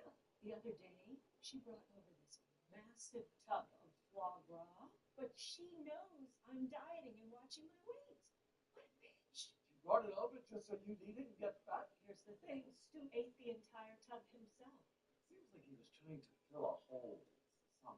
Everybody has an Achilles heel. An entire tub sounds like an Achilles foot. Well, let me talk to you about why I wanted to meet today. In case Stu doesn't make it, he has some requests. What do you mean, request? He wants you to keep an eye on Olivia. Who? Our 11-year-old daughter. Me keep an eye on your 11-year-old daughter? You gotta be kidding. I don't know anything about children. Who better to step up at this time than you, Larry? Anybody in the world go out and miss a homeless person would do a better job than me. I'm telling you what he told me. This is crazy. I don't like children. I've never spoken to a child without contempt in my voice in my life. So are you sure? It's Stu's wish. Is this a financial thing? No, it's soccer, homework, boy stuff. You know, Olivia this week said she's now identifying as a cat, and I'm sure you could really help her with that, Larry. Like what? Buy her a litter box? I mean, what am I supposed to do?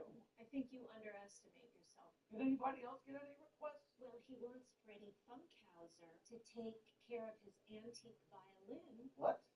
And to sell it. It was once played by Yasha Heifetz at Carnegie Hall. Are you kidding? Freddie Funkhauser gets to sell a violin, and I get to take care of Catwoman? Why didn't I get the violin? You're early. Hi, sweetie. Oh, how did it go today? It's okay today. We're wearing hats, so lots of scratches, but shouldn't break the skin. Uh-huh. Olivia, I want you to meet Larry. Hey, hello, pussycat. Ooh, hello. And this is Katie, our nanny. Hey. Do you like hockey? No. Do you think Puerto Rico should become a state? Who cares? Have you ever tasted a beer? Gross. Like the sweatshirt? Really? Yes, I like it too. Yeah, but something on the string. Hey, what are you doing? What was that? What'd you do that for? Like string. It's okay. You'll just wear it without the string. You can't wear a sweatshirt without the string. Sweatshirt, mittens. Oh, shit. Oh, come on. This is impossible. It's impossible. Yeah, that shit's hard. Like trying to put toothpaste back in the tube. No, motherfuckers got to put this shit back in the same little hole as we did. You can't go back in that same hole. That's what I'm saying. Cut the bottom of that bitch open and put the shit inside and reseal the bottom. This is harder than toothpaste. You gotta do with that? You gotta moisten that motherfucker. Yeah. I'm trying to thread a needle. Yeah, lick that shit good. You gotta get that bitch in that hole. Oh. What? Oh, no, wait a second. I'm just trying to get this string in the hole here. Do you have any tricks? Any housekeeping tricks? No? No housekeeper tricks. You know tricks? No. Also, one more thing. I noticed when you put new toilet paper on, you always put it on from the bottom, so I have to go to the bottom. I like it from the top. Rolls out a lot easier. You can rip it off like that. Yep, there's people who do it from the top. You know, you roll like this, and people who do it from the bottom, you do it like this. It's almost as if you're unwiping your ass. Yeah. Okay. Okay. Can I go now? Yeah. Okay. This is unbelievable. Yeah, it's just so awkward. You know, sometimes we have sex with somebody, you become a different person afterwards. Yeah. Well, we didn't have sex. You just caught me having sex. Yeah, she's uncomfortable, but now it's making you uncomfortable. She's not clean. She's not doing anything. I'd like to fire her, but I can't. I got a trial coming up. Doesn't look good. I fired the housekeeper who saw me having cunnilingus. Can't get rid of her ass because we got no basis. Getting caught eating pussy is not a basis. So, it's fucked. Oh my God. This text chain. This text chain. Stay strong, everybody. Remember, after the rain comes the rainbow. Be the reason someone smiles today. Oh, fuck you.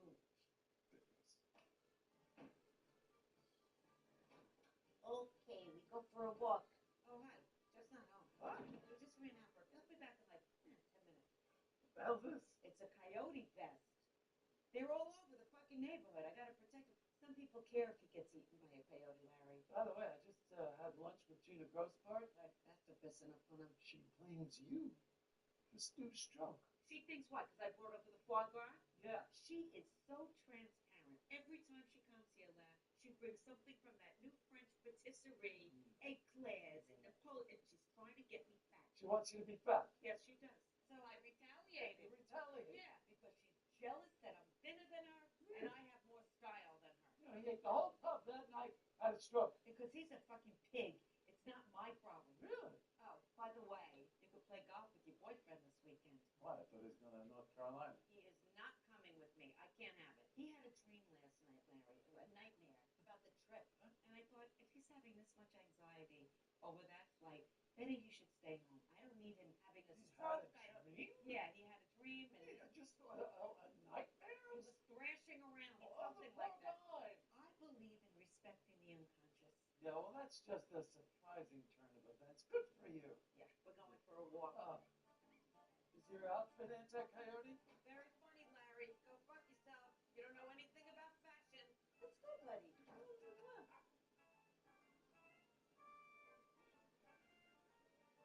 Oh, hey. Is this Stu Grossbud's room? Yes, it is. How's he doing? It's too early to tell. Can I see him? Yes, but don't stay long. He needs his rest. Okay.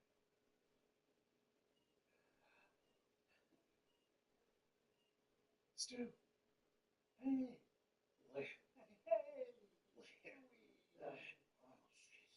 Look at you, what a man will do for attention, huh?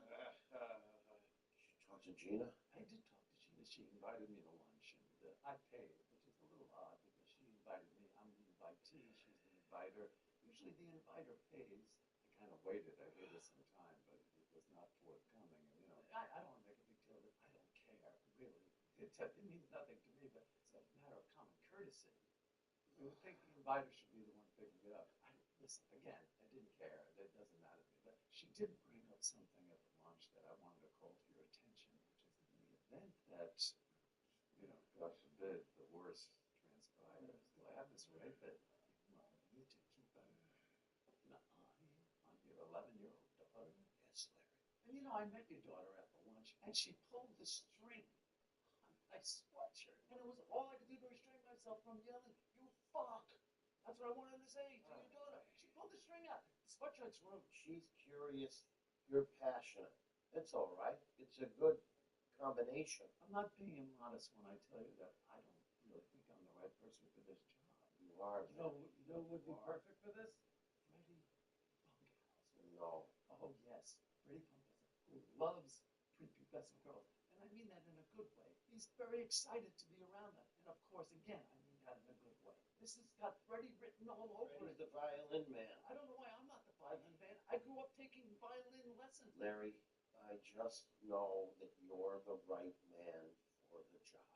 You must have me confused with a normal person. You are the person for Olivia. You understand? Okay, Stu. I respect your decision.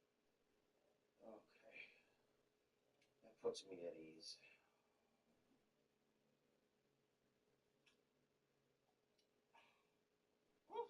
You carrying a flask? No. Yeah, you know, I take a couple of nips. I take a nip here, a nip there, you know, I nip away at it, and then hopefully I won't have to drink again tonight. But I feel good. I like it. So what, you know? Excuse me. Oh, jeez. Look at the tuckers on this one. Hey, you know what? Is she coming in here? Is she giving you some money? Yeah, she takes care of me, Larry. Sure, she's fine. Am I right, Stu? Man.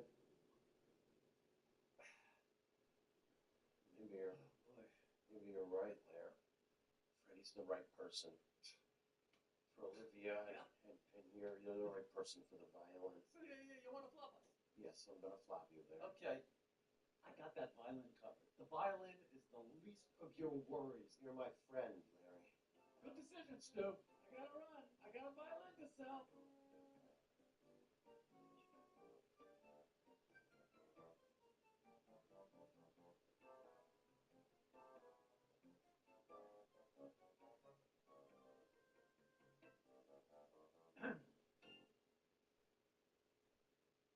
Hello.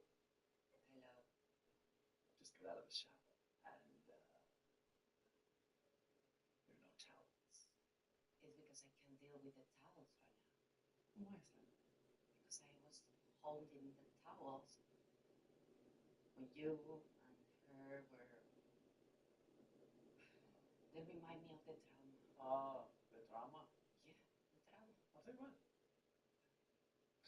I got some new towels. I think I couldn't. Like any sort of towels would be... You didn't go to your towels? No. So cleaning any towels in this house is traumatic. Yeah. How about when you take a shower at home and you use your towels? Well, those are my towels. Oh, so it's just my towels. Yeah. And even the new towels would be a reminder, the trauma. But I also noticed that my clothing hasn't been washed. That's also a trauma. You don't believe me I have a trauma? We'll get over the trauma by tomorrow. I do my best.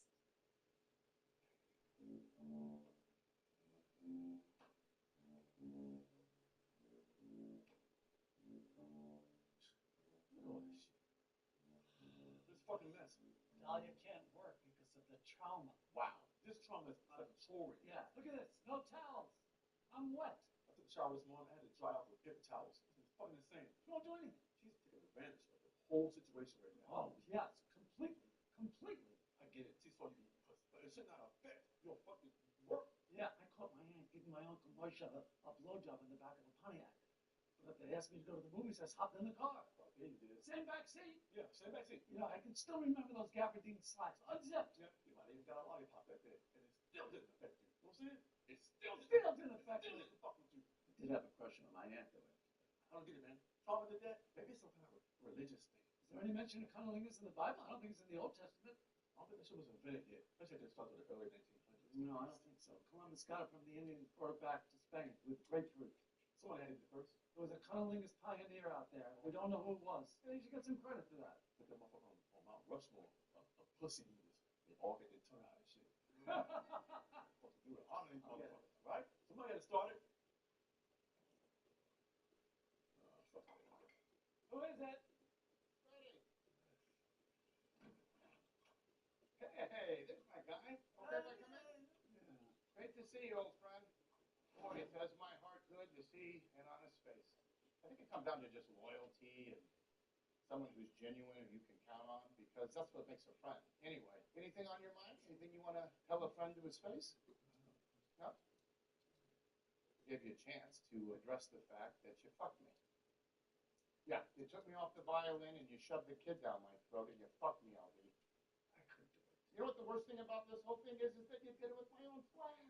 You took something elegant, something classy and sophisticated like my flask, and you shoved it up my ass and you ruined it with it. It's a good idea. What you did is terrible. It was a good idea. This is a first-degree premeditated fucking. You know what makes it even worse? Is you don't have any remorse. You're a sociopath. You fucked me in cold blood, and you're a monster. And now I have to accept the fact that you're wired like a fucking lunatic. I can't take care of kids.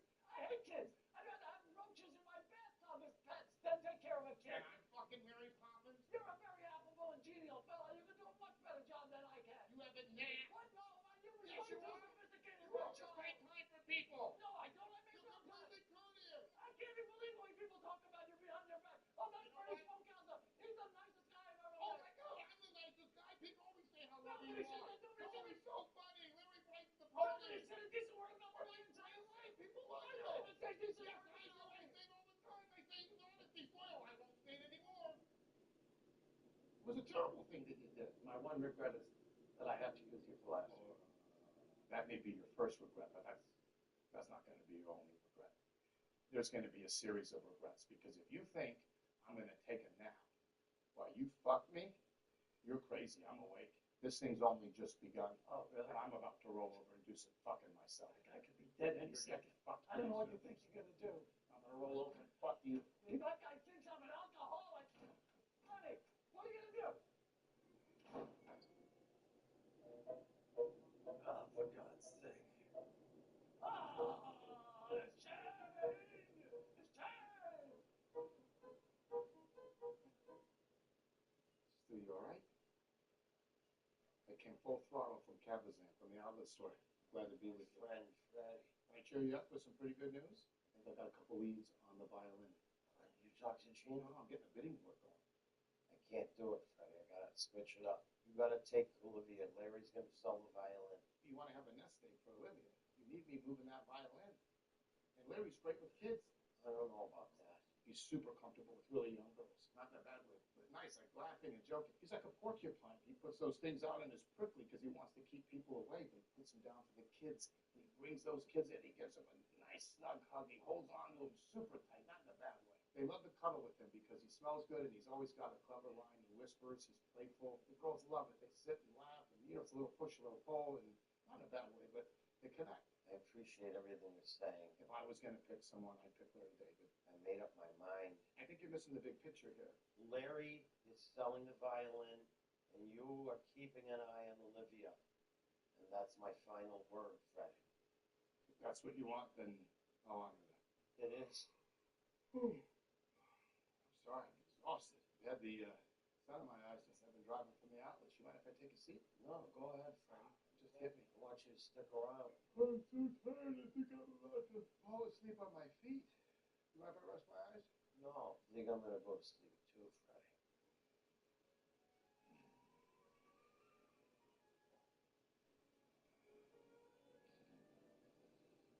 You don't need to finish high school. You need to pay your dues at the mattress store in Temecula. You want a book? Next thing is you're going to be wanting socks. And take off that skirt. You look like a whore. I said take it off. It's not hard to make friends. This is nobody likes you. It's a pocket knife. You're supposed to cut yourself something. That's how you learn. You shit in the bucket, you clean the bucket. Those are the house rules. Who cares if it's your birthday? We go to cockfights. That's what this family does. It's tradition. Freddie. You'll come out of the basement when I'm good and ready. Freddie. Hey, you're fat. You're fat. Freddie. Freddie. What's going on? Joe Sarter's having the craziest dream. Yeah, I know. It's exhausting. I've changed my mind. You're back on the violin. You're flopping? I'm flopping. Well, that's what you want. That's what it is. I'll be sure to let Larry know. I'd love to stay, but I got to Zoom in Vacaville with one of my mattress shops, okay? You're the best, Freddie. Don't worry about that violin. I'm moving it. Bye. Very busy time. Lengua del diablo. Awful. Head and legs. Walk, head, moving up and down. I was so falling asleep. Oh, what happened? I was having a nightmare. Oh, yeah, it sounds like it. You poor thing. Are you okay? Maybe because of the trauma. Okay. Let me tell you something. The use of the dreams came on the wrong guy. I invented it. I can't forget what I saw. This is over. I don't want to fire anybody, but I will fire, and I'll hate myself for doing it. But if you don't come in tomorrow and work, I'm going to do it, okay? And take your feet off the couch. Hey, Leon, I'm going to go get that violin. Take care. Larry. Yeah. Waylon Grossbard. Do I know you? I'm Stu's cousin from the family text chain. Oh, yeah, the text chain. Yeah, we love that you're on there. I notice you haven't really been very active on it, barely replying at all, actually. Yeah. Well, we're noticing it's really been helpful for everybody, keeping us Is it in the really? loop and Is sort it? of positive spirits. Is it helpful? Yeah. You think so? I don't know if you saw, my niece sent a great photo of Stu and her by the lake. Yeah, that was really Cute. Cute. Yeah. You think you're too good for the chain? You know what? Waylon, is that your name? Yeah. I do. I think I'm too good for the chain. Oh, sorry, you don't want to help your friend. Help? You know, it takes minimal effort just to reply, even a ha-ha or a thumbs up. Oh, really? Are there funny things on there that require a ha-ha? If you read through it, there's a lot of. Can I be honest with you? Please. I'm overwhelmed by this chain. Every 2 minutes, it's ding. I'm getting a ding. I'm getting a ding. Too many dings. And what is it? It's just these ridiculous, inspirational sentiments that amount to nothing. They're all trite. I don't even know why people bother to write them. It's been a really and you hard want me time to for give the it a family, so. ha-ha? A ha-ha? Or a heart. That's also an option. But it seems like that's too much for you. You know it's too much for me. This chain is too much. I want off this chain. Once you're off the chain, you can't get back. Oh, don't say that. Really? I would text this to you, but I know you won't read it. So here's the real life emoji. There you go. Oh, I'll give that a ha-ha. No, ha-ha to you. Ha-ha to you. So you're a real asshole. Oh, I'm an asshole? Yeah. Oh, I'm an asshole. Yeah. I'm the one writing. I'm the one writing. Sometimes reminds us that our spirits are strong. Yeah, I wrote that. I know you did. Well, heart it if you like it. Yeah. Oh, is that an emoji? That's a nice smiley face. Yeah. Oh, the praise hands. So you know the emojis, you just won't use them. Oh, nice. A thumbs up. Well, ha-ha to you, sir. Ha-ha to you. Yeah. Thank you. Fuck you.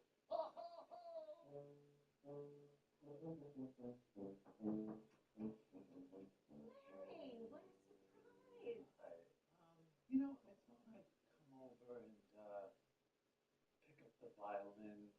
I don't want to look insensitive, but just No. in case I get a head start on things. No, there's no need. Freddie's here. What? Stu made a change. Freddie's taking the violin. What?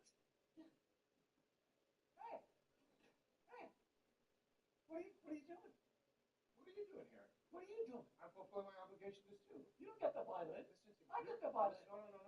Put me in charge of the violin. No, I think you're mistaken. What's going Doesn't on? Stu want me? Freddie went to see Stu at the hospital, and he got tired, he fell asleep, and he had these nightmares about raising Olivia. Oh,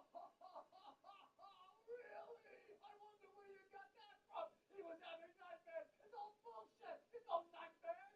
It's a nightmare con. And I know, because I invented it. It's a scam. A scam? You invented the nightmare con?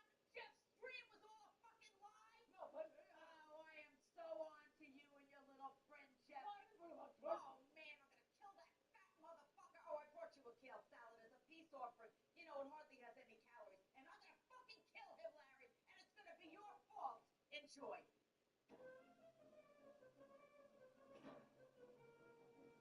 All right.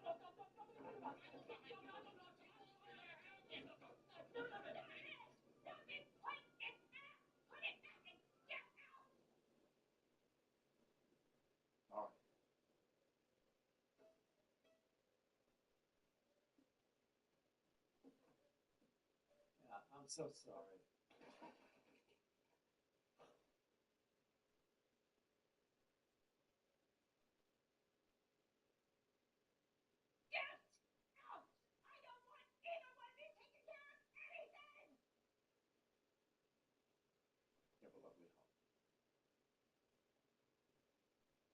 Who